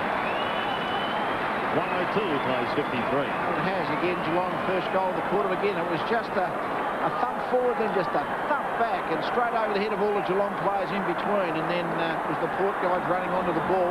Kingsley didn't use Franco, who was ahead of him, but delivered the ball. And again, he's confident now, Cummings, jumping into his mark and kicking straight. Scotty Cummings on screen with 4 goals. Scotty Cummings on screen with 4 goals. It's been a nice combination with young Bowen Lockwood, who's booted 3. So 7 goals to their 2 main forwards. Here's Brown once more from Lyle, inside 50. Cummings in front, can't take it on the second grab. Brewer gets away from McKinnon, then has to tunnel ball it back. Graham. It's a wild kick, Lux of fortune. Lands in the arms of Steinford. Picks a paw on Lyle. Great grab. Thumps the ball back. Poole. Couldn't take it this time, Graham. Back to Hargraves. So Geelong can set it up Loose man is Hocking out wide, half-back flank. They haven't had any marking forwards. The black pace on the forward line, just the one winner down there in Ronnie Burns, who's booted 3. But for most of the night, the Geelong forward line has been very disappointing. There's Mead on screen, did a great job on Barry Stoneham. He's only had 2 kicks and 3 handballs, yet to take a mark. It's been at centre-half forward and also at full forward Barry Stoneham, where he is now, being picked up by Paxman. Primus juggles it, caught high by Kilpatrick, who'll take the free. For mine, no, a ball up. And spent most of the third quarter in the ruck as well, Stoneham, but still not able to get too much of the ball. It's been a very poor night for the Geelong captain. Under 15 minutes left in this match. A history-making night for Port Adelaide. Brown again at the bottom of the pack. Hocking there with him. Neither going anywhere.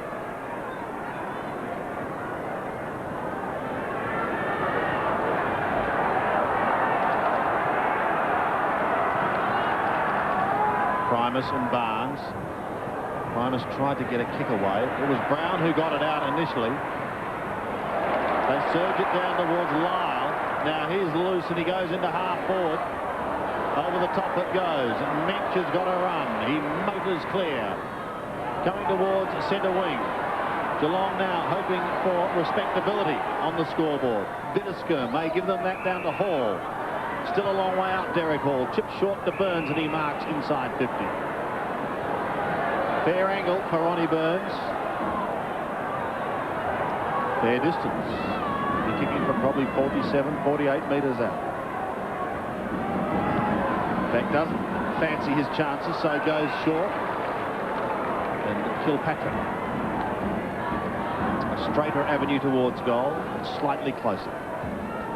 Really, they're getting back to those zone defensive positions, Port Adelaide, which we know many clubs are doing now, and it had to be an absolute pinpoint pass. It was good enough, and Kilpatrick able to mark. Almost directly in front, playing in his 40th game, and he's gone way left, and has just recorded it behind.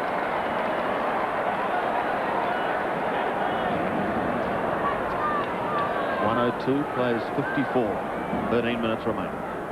2 points to Kilpatrick at the post in the third term. Paxman. Short to Mead. The old 1-2 back to Paxman. And a former Fitzroy defender. Thumps the ball back towards the wing. Wilson. He's got Barnes to beat. Too tall. Slaps the ball back to Hocking. You see there where his face is strapped up, went off with the blood rule, and Barry Stoneham has taken his first mark of the night. So directly in front, he'll be shooting from around about 40 metres. Yeah, Hocking to Stoneham. That is a kind of manoeuvre that Geelong would have liked to have seen happening earlier in the game rather than this very late stage. Huskis is off and Carter on for Port. It looks a bit sore, Huskis. Geelong captain from 40 metres out, directly in front. UltraTune's in tune with you and your car. In fact, 98% of our customers were satisfied or extremely satisfied with UltraTune's service and repairs in responses to a recent survey of RAA-approved mechanical repairer customers. And the other 2%? Well, we're working on it. UltraTune, in tune with you and your car. 15 locations, all endorsed by the RAA. The Qantas Australia-wide sale is now on, with savings right across Australia, like Melbourne, just $189 return, or Sydney, just $289 return. Better hop to it. Sale ends April 17. See your licensed or active travel agent or call Qantas now. The Mitsubishi Express has loading doors on both sides. The competition doesn't. The Mitsubishi Express, working man's best friend. What's it take to get you lot moving this morning? Truckload of Farmers Union would be a good start. The day I get in a truckload of Farmers Union is the day you blokes take up ballet.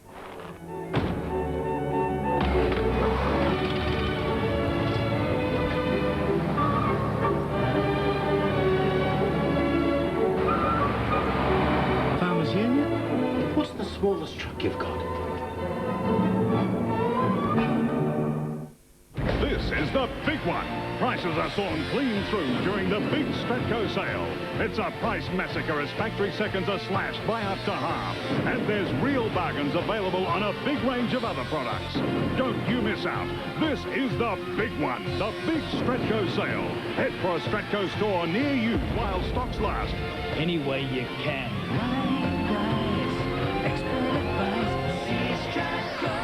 The big sale.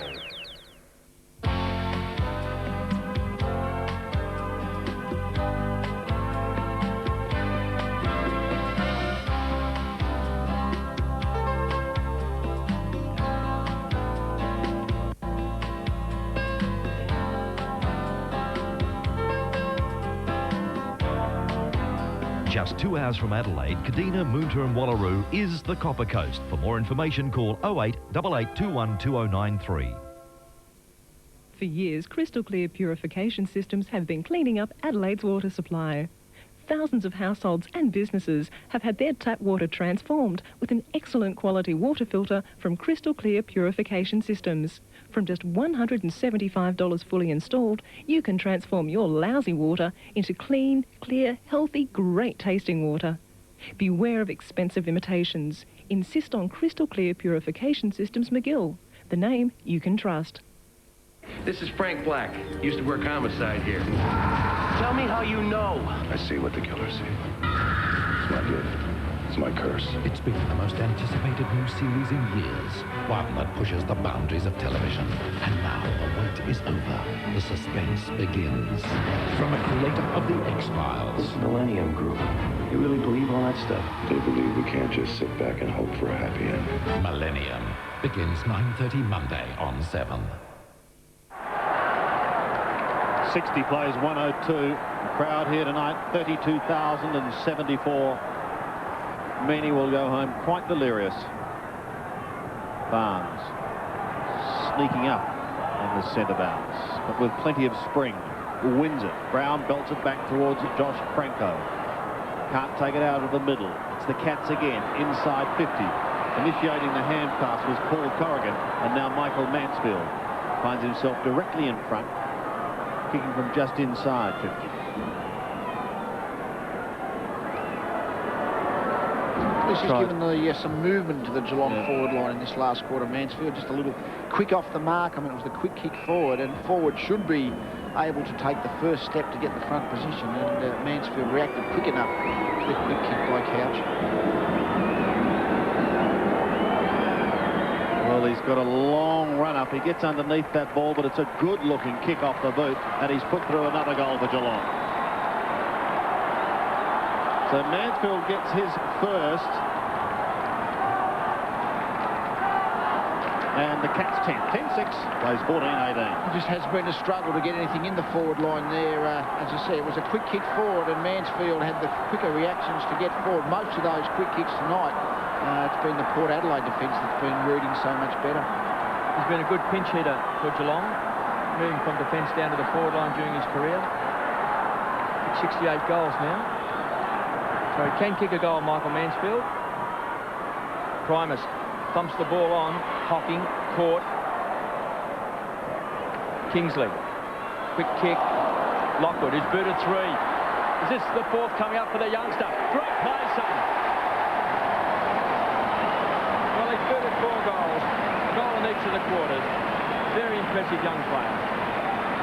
Well, he has been, and I mean, what I'm impressed with is that he's got a young frame. He doesn't look like a well-developed 17-year-old, but he's just his ability to know where the ball is, his quickness to think. Again, the body-to-body contest he kept his balance, that's important.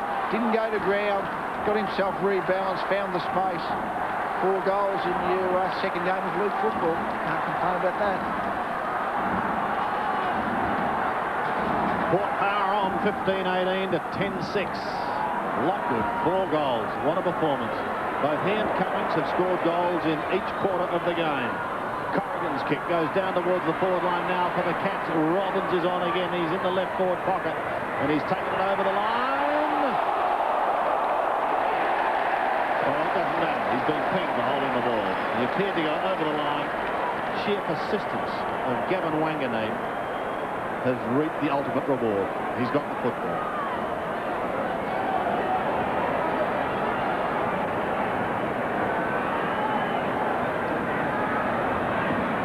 What a moment this will be for him when he hears the siren. Leading his new club to its first victory. Primus. Reg Hickey's grandson. Reg, of course, a name synonymous only with the Geelong Football Club. How ironic it is. Here's Brown again. He just does not stop running. Wilson has been a fine contributor. And Peter Burgoyne is alive. Inside 50. Burgoyne goes for home. Kick that one. Just across the face.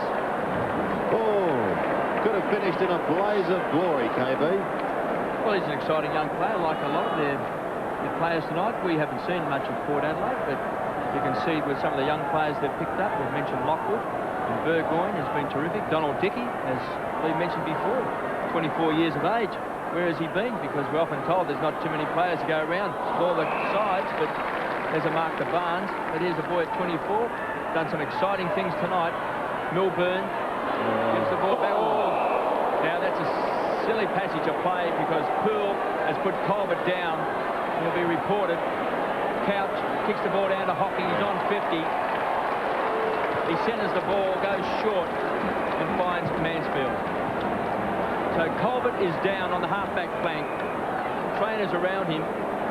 They might have to bring a stretcher out. He looks pretty groggy. There's a good sign. The fact that he's sitting up now, standing up. We haven't seen the old coat hanger in league football for many years. In the meantime, Burgoyne off, Brewer on, but it may be only momentary as far as Burgoyne is concerned. And Steinford's kicked the goal. No. As they say in cricket parlance, Lee, it's all happening. I think we all took our eyes off the play then and watched what was happening on the half-back line, but here, chain of kicks from that free kick down the field from that high tackle on Colbert. And Geelong have eventually scored, but in a manner now, I think while there's still 9 minutes to go, Geelong would have to do something extraordinary to win this game. 109 plays, 72. And Wanganeen is coming off. Burgoyne back onto the ground. Brown, just been fantastic tonight. One of the best games I've seen him play. Better than any game I saw him play with Adelaide. There's a mark to Lade. Now this is the Roo boy. Inside the square. You're determined, aren't you? He's been very impressive. Kicks long. So it's one for the high flyers. Chance for a specky. Cummings couldn't take it. Kilpatrick to Graham. Under pressure once more. Kicks the ball back. Primus on 50. That's a good mark.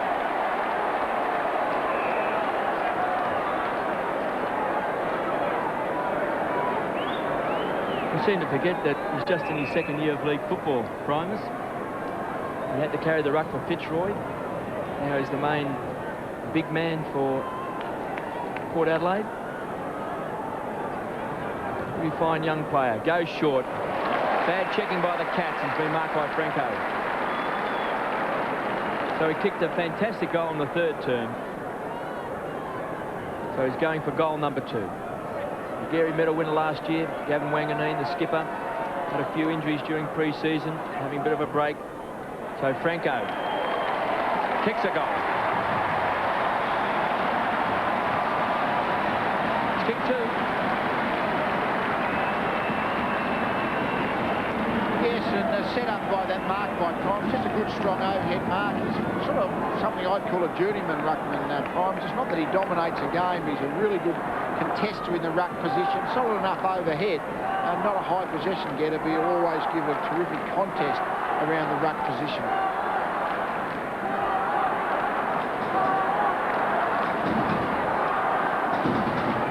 Two goals to Josh Franco, both coming in the second half. 16-19 plays, 11-6. Primus again takes it out of the middle on. He does it well, twisting and turning, and he's still going. Gets the hand pass away to Brown. Brown floats the pass into Cummings, who takes the mark. Scotty Cummings, a 45-degree angle. He's booted 4. You watch David Brown just scoot away from that midfield situation there. You think the Port Power ruck coach must be all right, but Brown's looked a yard or two quicker tonight than we've ever seen him in the Crows Guernsey. It was the best game I've ever seen him play. But he's been quick. You know, that's the point. I mean, he's been a sort of useful player for the Crows, but tonight he just had much more zip about his ability to cover the ground. And he's played on board, which is probably with the Crows, he was a bit more of like a half-forward flanker, trying to kick a goal, running around the forward line, but he's certainly shown tonight he can be a midfield player. Cummings for number 5. He smacks it home. He's got it.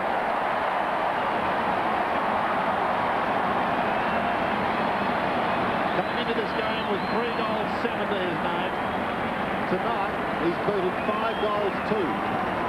Yes, and as the game's gone on, I think he's probably kicked his last 3 or 4 shots here again. Got the ball out of the centre field, the Primus, ground level over to Brown, and then just a kick out in front of the leading full forward. Pretty simple mark and a good conversion.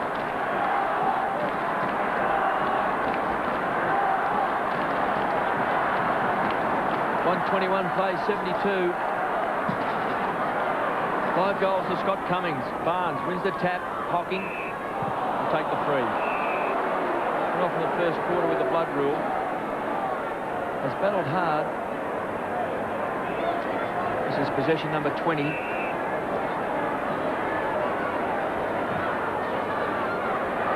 Kicks wide, looking for Stoneham. Primus did well. Back, got his hands to the ball. Fabian Francis from the half-back flank. Lade was the target. Brewer will be relishing this, playing against his old side. Played in 2 losing grand finals with the Cats. Kingsley, back to Franco. He's booted 2, started on the interchange bench. Kicks a poor one, taken by Robbins. Centre wing for Burns, who's been their best forward. To Couch. Poor handball, didn't hit a target. So Franco, back to Primus. Francis. It's about his first mistake. It was held. No free kick. Hocking to Burns. On 50. He's got the loose player, Barnes. Dickey made it a contest. Mansfield goes to ground. Dickey over the top. Corrigan rockets the ball out. Good play by Paxman. On hands and knees, crawling after the ball. That's typical of Port Power. Haul around the corner. Mansfield kicks an easy goal. So he's booted 2 in this final term. Again, it's interesting. I think you look at the statistics, they're fairly even in the disposals, even though Port are a long way ahead on the scoreboard. But it's 37 tackles to Port to 22 tackles to Geelong, according to our statistics. But if there was the statistics for missed tackles, Geelong would have had a lot of them. A number of occasions they've had a chance to nail the Port guy and the tackle's been broken. But eventually, after that flow in the forward line, they got a couple of guys clear and eventually scored. Well, we passed the Adelaide Crows boys and Malcolm Blight at the airport today. I'm sure they'll be having a good look at this on 7 as they go down towards Lade. Port Power is exactly that at Football Park tonight. Cummings, what ground! Where is his confidence gone?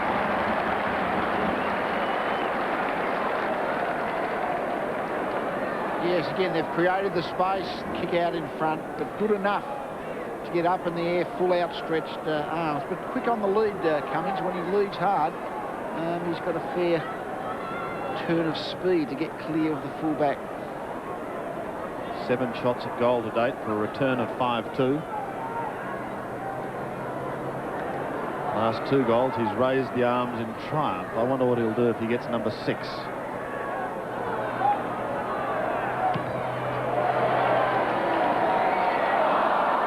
Is that done? Woodwork again, Lee Matthews. Been given that a fair old pounding. Well, he's hit it twice. The applause is for Matthew Primus, who leaves the ground, and Downsborough comes on for the last 4 3/4 minutes. 4 posters tonight for Port Adelaide. Poole has been reported. Lyle rockets the hand past the space. Brewer running on the ball was Wilson. Lade pushed over the line. McKinnon kicks to Mensch. Bit slow kicking the ball. Now it's a contest. Ground level. Lyle been outstanding. Back to Downsborough. Spent most of the game on the interchange bench. McKinnon. Back to Graham. Long defence has been under enormous pressure tonight. Brown. Just been great. Been marked by Lockwood. Gives it across to Francis. Outside of 50. Cummings from behind. He's got it.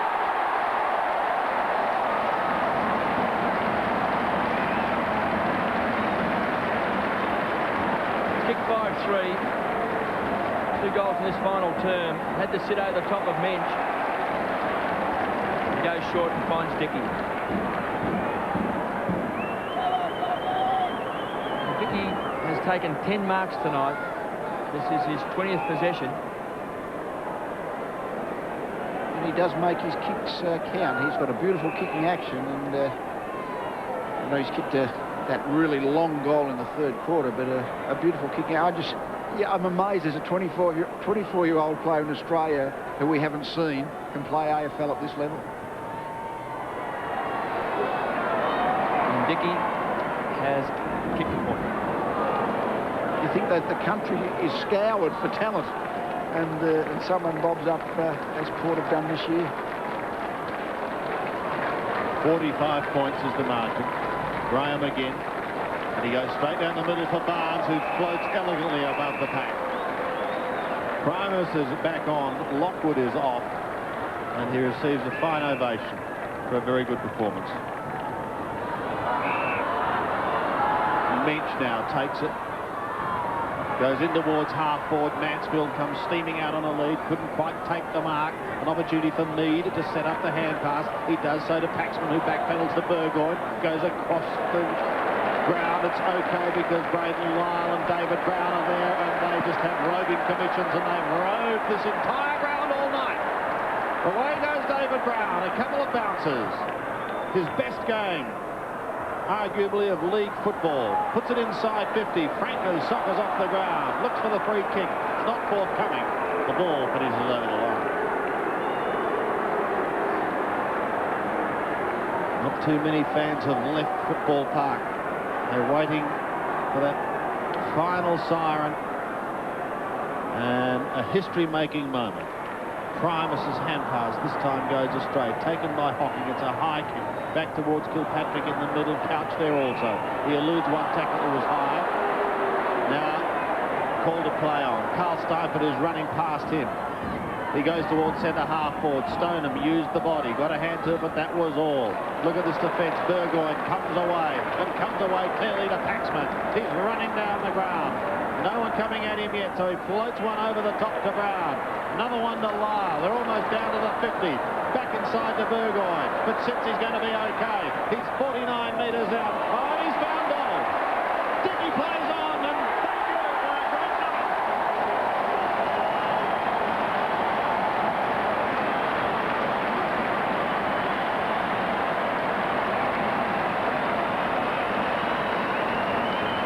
Is it the run off half-back? Burgoyne started it. Paxman came forward. It's all the Port players who are running with the ball. It's a question of just using each other on the way through, making sure you don't lose possession. Back to Burgoyne. He's the one pushed up. He started the thing from half-back. Left foot, didn't matter. Straight into Dickey's hands. He didn't muck around, played on goal. That was just an example of the running power that Port have had over Geelong tonight. Just under 2 minutes of action left. Port Adelaide win their first game in the AFL. Geelong's played 1,914 games. Port Adelaide's 3. Ball's forced over the line. It's an amazing thing, emotion, isn't it? I remember way back in the first game that the Crows played here, and Hawthorn were the reigning premiers, and they beat Hawthorn by 80 or 90 points. It's just getting the emotion into the bodies of your players week in, week out. That's the constant challenge. It's going to be a mighty roar here at Football Park. Couch kicks the ball back inside 50. Mansfield has kicked 2 goals in this term after being moved out of defence. Hall around the corner, and he's kicked a goal.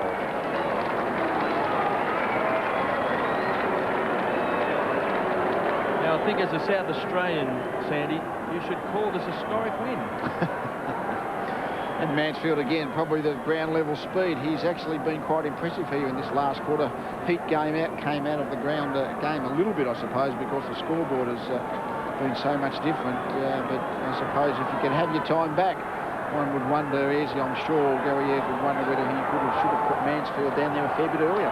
And by calling it Sandy, you can go bananas like all other South Australians. Well, born in South Australia, KB, long time ago. And you still see the brand. Yeah, they put the stamp on very well. Dickey, crunched by Hocking. Couch gets it out the back door. Milburn floats it over the top. Geelong hoping to finish with a couple of goals. Steinfurt's centering kick is okay. It's marked by Mansfield. He's booted 2 so far, both in this term since being sent down into that forward zone. There's Jack Cale, Jeff Morris, Adam Huskus, and the skipper also on the bench, Gavin Wanganeen.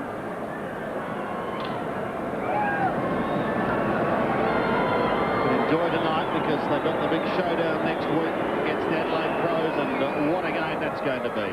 Mansfield goes close to the man on the mark, but he's got it. So 3 goals to Michael Mansfield with only seconds remaining.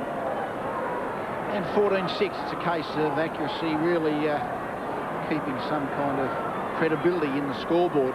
But again, Mansfield made the space, ball was kicked out in front of him, he was quick enough on the lead. He's been one of the, probably the only Geelong forward who's been quick enough to drop off his poor defensive opponent at all. Back to the centre for the final time in this match. 39 points is the margin. Barnes wins it, floating down towards half forward. Hall overruns it. Mead was there also. What a roll! It is a fantastic sight and sound in football when the crowd goes up and roars at the end. And what a moment for Port Park.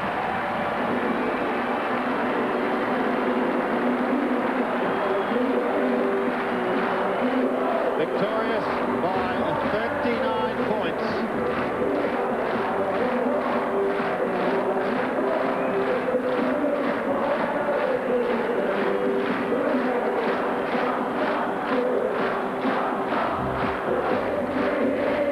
And they've got the crowd rocking.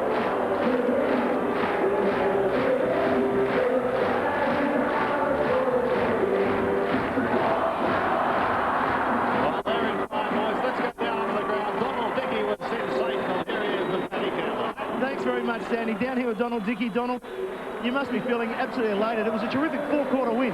Yeah, it was great. It was just great to come away with the win, and to get it in the first 3 games was really good. You were one of the players that started it off in the first quarter. What's the haircut done for you? Made me fly a bit higher, I think. No, it's been good. The guys really put it together for 4 quarters today, and we came out with the win, which is just great. Midfield right on top. Yourself, Fabian Francis on the other wing, David Brown and Braden Lyle in the midfield. It was all over. Yeah, the midfield is where it started from, and Scotty and all the rest down forward finished it off, which is really good. I won't keep you. I'll let you enjoy it. Fantastic work, Donald. Thanks, Andy. Yeah, great performance by Donald Dickey. His teammates head towards the race, and they continue to receive a standing ovation. Scott Cummings raises his arms, and well he might. He booted 5 goals, 3, gave away a couple more.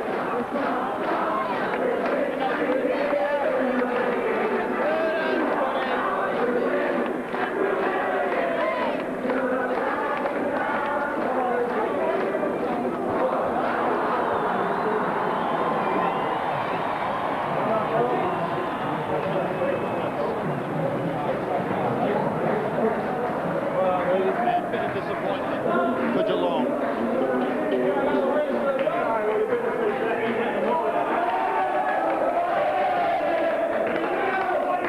We might just hear this song again, boys.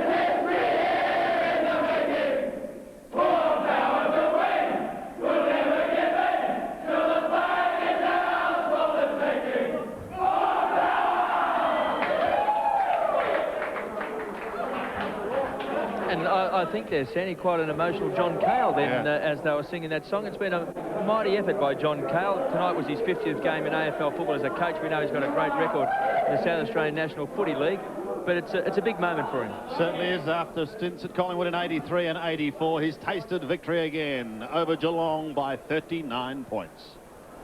If the house is rocking, don't bother knocking. If the house is rocking, don't bother knocking. Just step right in and let the fun begin. Tuesday, teaching old and young kids to save. The skills need to be learned, just like reading and writing. How to build an all-purpose trolley. All I've got to do is get the piano on my back. Budget renovating tips. Could save you thousands. And creating with clay. Beautiful, isn't it? When St George presents Better Homes and Gardens. Then at Adelaide, You want to be the first tourist in space? then join Ernie for the ride of your life. Plus whale watching in a tropical paradise. Look! One of Europe's biggest festivals. Right. And Tony on a trout fishing holiday. All on the great outdoors, Tuesday on 7. If you're looking for quality pizzas, Pat's Pizzas are out of this world. Choose from rich and plentiful toppings. Baked to perfection. All this from one specialty shop. Pat's Pizza Bar at 331 Morford Road, Warradale. Deliveries too, and we maintain the quality that brings you back for more. Just phone 298 3344 for fast delivery of hot, scrumptious Pat's Pizza. For price and quality, Pat's Pizzas. If you can have only one meal in Adelaide, let it be the Oxford. The exceptional quality of the modern Australian cooking and appearance and taste on a strip now blessed with plenty of outside tables and chairs. The Oxford would be my first choice. Take someone from Sydney or Melbourne to the Oxford and listen to the praise. Good food and a stylish room. Brilliant service. The Oxford. Which prestige car now offers CD player, wood grain console, special badging, and alloy wheels? In fact, $2,500 worth of added extras at no extra cost. So which award-winning prestige car could it be? Introducing the Honda Accord EXI Limited Edition, now available at your local Honda dealer. From just $36,850, it really is a remarkable package. This is the big one. Prices are sawn clean through during the big Stratco sale. It's a price massacre as factory seconds are slashed by up to half. And there's real bargains available on a big range of other products. Don't you miss out. This is the big one, the big Stratco sale. Head for a Stratco store near you while stocks last. Any way you can.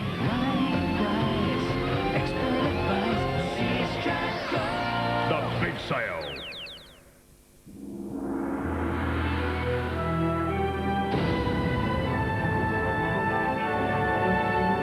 The Phantom of the Opera is coming to Adelaide. The Channel 7 Children's Appeal invite you to share in the excitement at our Gala Charity Preview, Wednesday, April 23rd.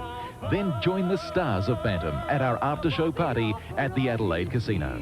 It will be a night to remember. Seating is limited, so book early. At Schnitzels Plus, the choice is yours. Crisp garden fresh salads, barramundi schnitzels, plus creamy seafood sauce, or freshly crumbed and pan-fried chicken schnitzel, plus shrimps and grilled cheese, or pork, veal or turkey schnitzels, plus juicy steaks or our special roast of the day. Ah, Schnitzels Plus. The desserts. And introducing the Buy the Coke, Keep the Glass special. For lunch or dinner, with family or friends, it's Schnitzels Plus for us.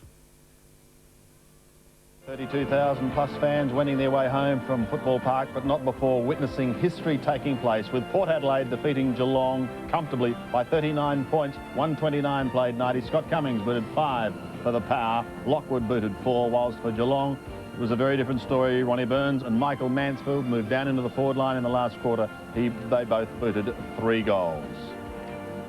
And there it is, the quarter-by-quarter breakdown. Port just most impressively. Well, they were. I mean, Geelong's accuracy probably, as I say, kept them in a credible score. 7 goals, 2 in the last quarter. Port didn't kick that accurately, but they had all the play and deserved what was I suppose, a terrific first victory in the AFL. What was that quote of yours you said when asked about tipping? What was that one thing you said about Port? Tip against Port. I'm still not sure whether they'll jump off completely, but tonight they were very good. First game seeing Port live, they are better than I thought their list was prior to seeing them in the flesh. Well, one man who was also aware of that fact was Kevin Sheedy, who, despite beating them by 33 points, said this: I'd say within a month they won't be far off looking like Essendon in '93. Coming home at the end of the year is really what Port are going to be doing. Well, maybe they're just doing it a little fraction earlier than he thought. Well, I think I might have underestimated them, but I think that quote may have overestimated them. But certainly on tonight's performance, they made Geelong look very second-rate. Whenever a team plays poorly, as Geelong did, you don't know whether the opposition made them look back that bad. But Port were quick. It reminded me a little bit of what Fremantle were like in their first year. When they played well, they're quick, and they run the opposition off the legs. Just while we're having a look at these highlights, you say that the Power looked very quick. By the same token, did Geelong look slow, and do they have problems in that area? Well, I think they do in the midfield. Of course, Riccardi is probably their quickest midfielder, and he was off the ground after a while injured. But Dickey had taken him apart in the first quarter. But Hocking, Couch, Kilpatrick, Steinford, that group together, they certainly were chasing all night against Port. I mean, Brown and Lyle aren't renowned as quick players, but they certainly look quick tonight. And Dickey, well, as I said a few times through the call, you said, where has he come from? I mean, he just looks a very skilled player, a very quick player, marks the ball well, very good use of the ball, so he was good. But Geelong, it was really just for pride a bit in the last quarter. I mean, Mansfield was good as they went forward early, but really Port was still scoring up the other end. The more the game went, the better Cummings got, and this was just basically running the ball forward in numbers. Burgoyne started at half-back, finished it at half-forward, and then really just stuck it down Dickey's throat there. No problems. Play on, and a goal. It just, by that stage, it was just a fun game all round for the Port players and fans. It's going to be a mighty roar here at Football Park. Couch kicks the ball back inside 50. Mansfield has kicked 2 goals in this term. And again, Mansfield again. He really gave the Geelong forward line some life when really Burns was the only player that gave them any zip up there earlier in the game. But at least Mansfield gave them something of a moving target later in the game. I guess the only blemish to come out of it for Port was the report of Daryl Paul. Did he actually get reported? Well, he certainly had his back turned around and had a very good look at the number 30. Yes, well, as I said in the call, it's the old-fashioned coat. We don't see too many of them in football anymore. But he was very good, Poole, at centre-half forward. I mean, they see Mansfield scoring again. But Poole, I mean, he didn't take many marks at centre-half forward, but gave a fantastic contest. Very important at centre-half forward. If you don't bring the ball, don't mark the ball, make sure it drops in close and doesn't get thumped away from you, and Poole did that. Yes, Port had so many great contributors. David Brown was certainly amongst those, as we've said throughout the night. Here he is with Matty Campbell. Matt? Thanks very much, Sandy. With me is a very, very happy David Brown. David, congratulations on your own personal performance. A terrific game in the midfield. Yeah, well, you know, it was good to get a few touches, and I felt I ran the game out pretty well, but, you know, Geelong were pretty tough, and we just had to stick at it all night. From Jack Carl's point of view, I thought he won the battle in the midfield as far as the matchups. Gary Ayres was trying different things. Did you feel as though that they weren't sure where their responsibility lied with players like yourself? Yeah, I think we had Wilbur Wilson on Hocking, and he shut him out the game. And I just think it was up to our pressure around the midfield from the back line that we didn't give him a chance to run and get out in the open. David Lee Matthews upstairs. I just wondered if the Port Adelaide, I said through the call, the Port Adelaide sprint coach, you certainly looked a yard or two quicker than I've ever seen you before.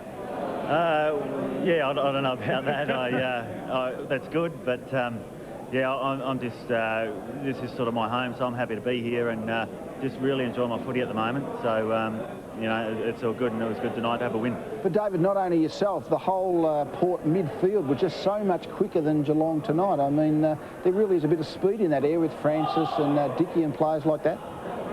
Yeah, I can just pick you up, but yeah, I don't know if it's like the night game and a home crowd. We left and we really wanted to win this one. You know, we thought we were a chance after a sort of not too bad performance last week. So we gave ourselves a real chance, and we knew once we got off to a good start that, you know, we didn't want them back in the game. David, with Port Adelaide, we're obviously seeing a number of new players come into the competition, but an exciting young player we saw tonight was Bowen Lockwood. Yeah, he's come along fantastic. He's only about 18 years old, and he's looked like Warren Treadray. They're both about the same, and he's just kicked on and takes a good mark and moves around that half-forward line, and he's going to be a top player for us.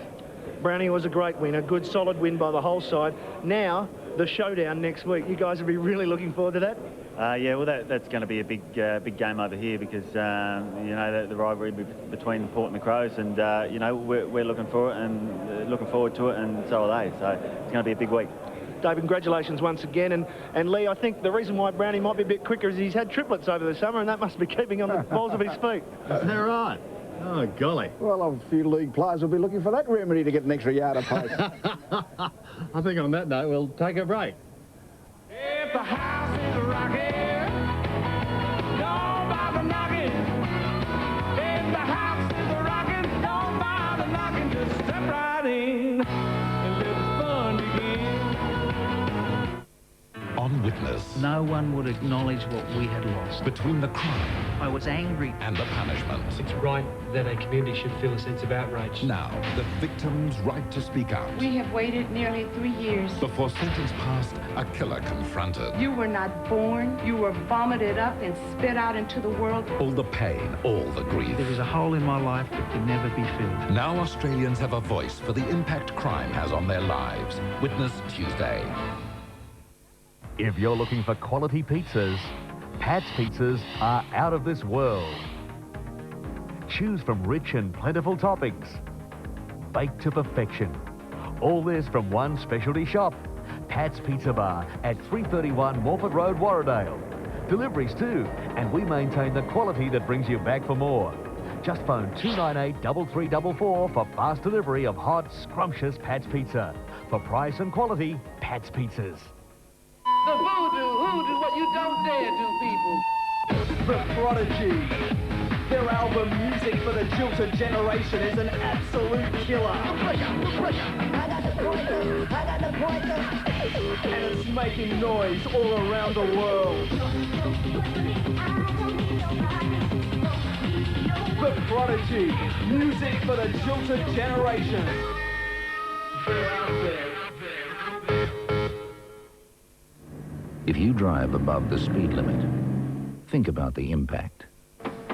The impact of being trapped in a wreck. Have you out of your phone? The impact of fighting for your life. Hello, Mrs. Riley. The impact on the people who love you. Would you mind? The impact on the rest of your life. Speeding. Think about the impact.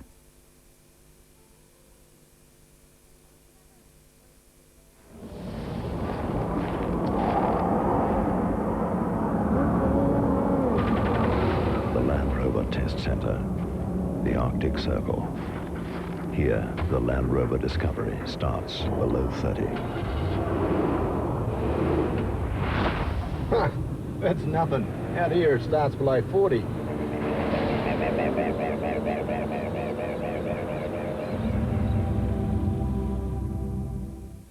What can you get at Subway? Well, you can get a roast beef sub, a tuna sub, or ham and cheese, a seafood sub, or any one of Subway's tasty recipes. And you can get a lot of crispy fixes piled on as you please on any given number of our salads, clubs, or BMTs. And every single sub we make has crispy vegetables galore and fresh delicious bread we make in every single Subway store. And maybe like 100 ways to have them made, or maybe more. So come and get a sub today, 'cause here's what you can get one for. Subway, from just $1.90, you can get a real mouthful.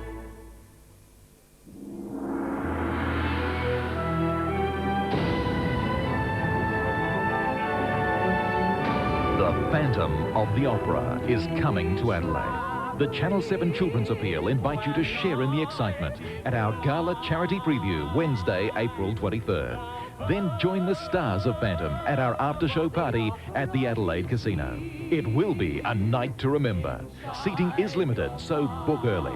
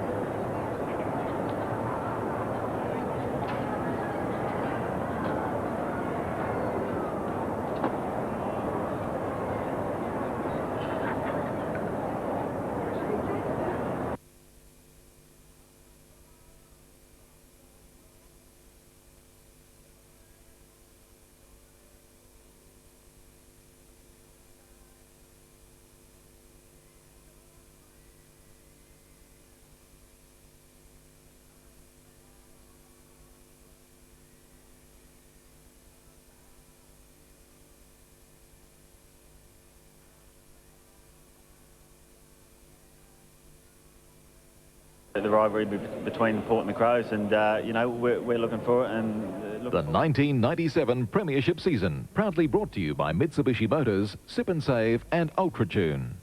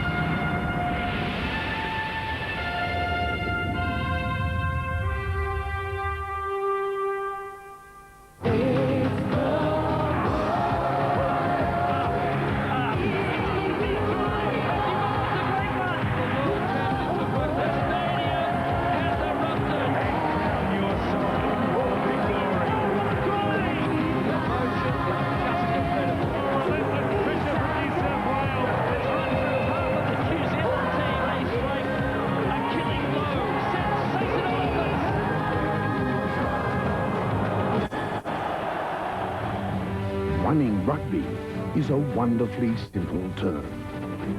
Simple and oh so sweet. Campese. Bond. He's there. Like Edison with the lights and Bell with the phones, the Waratahs are inventors. This is their game, the running game. Off he goes. Lovely run. Straight through the middle. Tonight, here's the stumbling block. The Free State Cheetahs.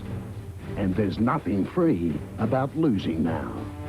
New South Wales' final hit-out before facing the oldest of enemies, Queensland. A Super 12 semi-final berth still very much a possibility. The Waratahs and the Cheetahs. Geographically and mentally worlds apart. Brought together at the Sydney Football Stadium. Hang up the phone, turn off the lights, and marvel at a real invention.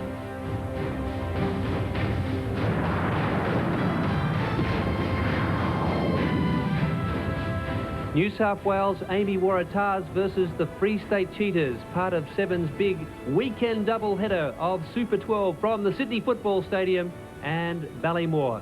Yes, New South Wales and the Cheetahs meeting for the first time in history. But first, let's quickly recap on matches played this weekend. Last night at the North Harbour Stadium, Natal downing a disappointing Waikato by 33-15. And this afternoon at Pukekohe, Auckland 41, the Brumbies 29. It was 41-10 at one stage, the Brumbies getting a bonus point. So the Auckland Blues to the top of the table from Natal. ACT relegated to third. The Lions play tonight in South Africa against Northern Transvaal. And tonight's match at the stadium, Free State on 14 points.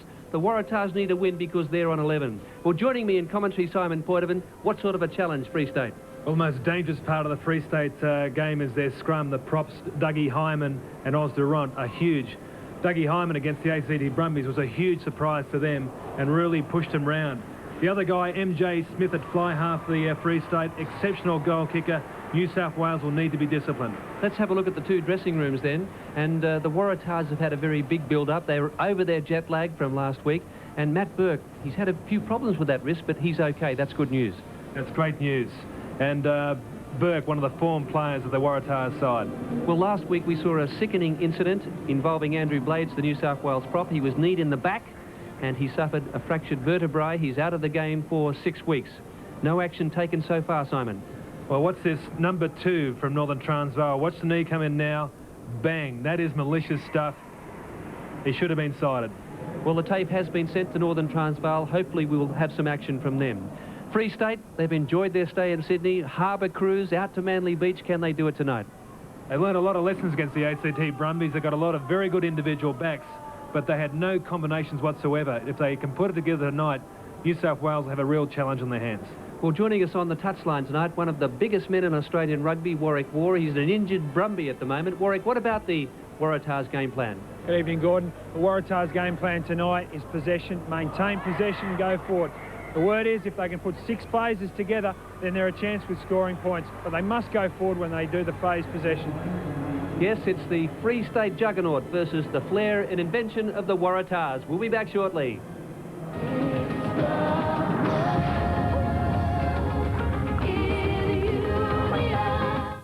The wait is over. It's time to meet Frank Black, an ordinary man with an extraordinary ability. What do you see? Nostradamus and Revelations. An ex-FBI agent. What does the group think? That you're the right man for this. The Millennium Group, exposing the darkest side of human nature. I see what the killers see. From the makers of the X-Files. You can't ask me to pretend that I don't know what you do. The war between good and evil. It's my gift. It's my curse. Millennium, Monday on 7. Now there's a line where you can talk to both men and women. Call anytime, day or night. It's easy. Talk to me. Or talk to me at the chat club. Who knows where it can go? So give the chat club a call on 1900 146 500. Talk to me. Or talk to me. Speak live online with up to 60 guys and girls. There's no pressure and no hassles. Just talk. Call the chat club anytime, day or night. Begin a new and exciting relationship on the chat club. Call 1900 146 500. The voodoo, what you don't dare do, people. The Prodigy. Their album Music for the Jilted Generation is an absolute killer. And it's making noise all around the world. The Prodigy. Music for the Jilted Generation. They're out there. Tired of your old lounge suite? Well, try this. This week only, the ultimate lounge sale. 30 to 50% off, no exceptions, with 6 months interest-free at Discount Lounge Centre. Try this, or this, or this, or this. 30 to 50% off, 6 months interest-free, and the lowest price or it's free. Be quick. Discount Lounge Centre, 90 Main South Road, Brunella, Discount City, Parafield, corner of Goodger and Morford Street City, and 23 Anzac Highway, Keswick. Romance. We all want it, but finding that special someone seems to be getting harder and harder. Wouldn't it be perfect if you could find your next romance just by dialing one phone number? Introducing the Matchmaker Network. Simply dial 1900 146 400 and you'll hear messages from other people in your area. Better yet, leave your own personal message so others can find you. Hey, it's the 90s. I mean, what better way to meet a girl than on the telephone? You can hear messages from people in your local area or from people in any other part of Australia. Choose messages from men or women. Listen to messages until you find one that you like. Finally, leave a private message for that person on their mailbox, or get your own voicemail box and wait for others to leave private messages for you. Times have changed. You've got to be more careful these days. I mean, it's a lot easier to listen to my messages on the Matchmaker Network than it is to dodge sleazy guys at the bars. The Matchmaker Network never closes, but the sooner you call, the sooner you can find your perfect match. Oz Durant, who was the colossus in the front row, 130 kilograms, with Dougie Hymans, this massive front row. There's Narka Drotsky, outstanding hooker, very mobile man who loves scoring tries. And there's Hymans, the big tight head prop, who's really created such a big impression. Bramels and Andre Fenter, but it's a very impressive side. They were taken apart by the ACT Brumbies, but they really have done their homework. They've also spoken to referee Eriksson from last week's game, and they're confident of a big showing tonight. Experienced centres in Muller and Fenter, and a new lock in Opperman coming in at the number 4. And look at these two halves for Free State. Well, I can tell you the peroxide bottle has been working overtime for Swanepoel and also MJ Smith. The reason being that they both lost bets on the outcome of the previous 2 matches played by Free State. So they're lookalikes, blonde lookalikes, and they're 2 men to watch tonight. MJ Smith coming into the side for Yanni de Beer, who was playing against the Brumbies. The Free State side, this guy in particular, he's a terrific goal kicker. Kicked 7 against, I think, the Natal side. And remember, this Free State side actually has beaten Natal this year, so they're no lightweights. Literally, when you've got a front row or a tight 5 averaging 116 kilograms. Now, that's Yanni de Beer out on the field. No, that's Helgard Muller, I should say, the skipper, who's a veteran of 213 games. Tim Gavin, the Waratah skipper, leading out the Amy New South Wales side. And Gavin has been in spectacular form for New South Wales this season, strongly supported by Big Sam Damoni there, number 5. And rousing applause from this crowd here at the stadium. Star-studded lineup for New South Wales. It's virtually an all-international team. Sam Payne and Bowen, 2 key men to orchestrate things for the three-quarter line tonight. And the form back row in Finau, Pinkerton and Bryle. And a big test for Heath Bell and Harry. Yes, Richard Harry, a new father. His wife gave birth to his first son this afternoon at 3 o'clock. So he's had a harrowing day, Simon. Yeah, Richard Harry's had a, well, he's probably had a terrific day in his own mind, and congratulations to himself and his wife, Graham Bond, one of the very much informed New South Wales backs. But Richard Harry and this guy, Andrew Heath, hasn't he got a battle tonight against Oxteront? There's the reserves lineup, and a few players dropped by Free State. De Beer, the fly half, and Kutsia, number 19 there, played number 8 last weekend. So Matthew Burke is going to start proceedings. Michael Bryle, now he's a man who's run very quickly into form. He went over to the World Cup Sevens in Hong Kong.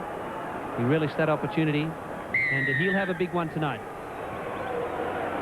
New South Wales goes short. Pinkerton's there. Van Rensburg got it. And the referee spots an early knock on. Good pressure there from Stu Pinkerton. Got in quickly, the short kick. The Free State caught him napping a bit. New South Wales now on attack. There's the big shunt in the scrum from Osdurant there at loose head. Finau does well, supported by Damoni. Here's Payne. Michael Bryle has to release. Stay there, White. Stay there, fellas. Stay there, guys. Stay there. Sam Payne sets his backs moving.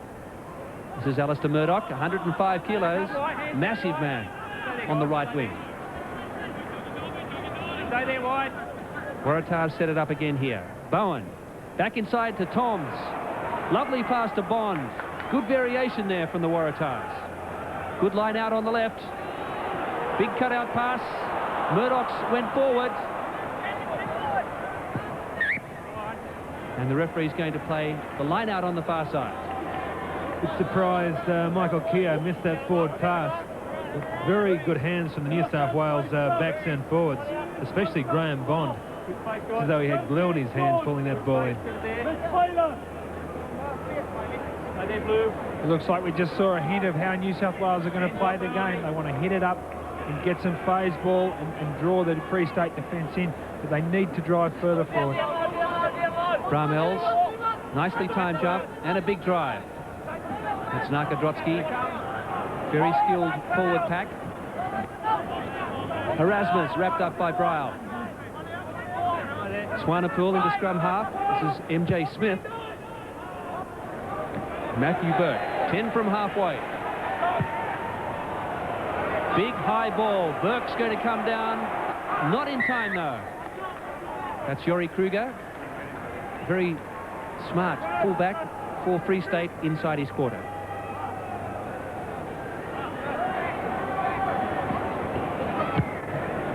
Crowd still pouring in from outside. It's going to be around 20,000 here tonight. And no score in the early stages. We've had 2.5 minutes. Really set for a exciting game here. New South Wales throwing the ball around. Here's Bowen and Toms. Just getting over the advantage line. A good set up here. Mark Bell setting it up. Bryle again very involved in the early stages. Let it come. Payne working with Bowen. Toms and Bond. Murdoch!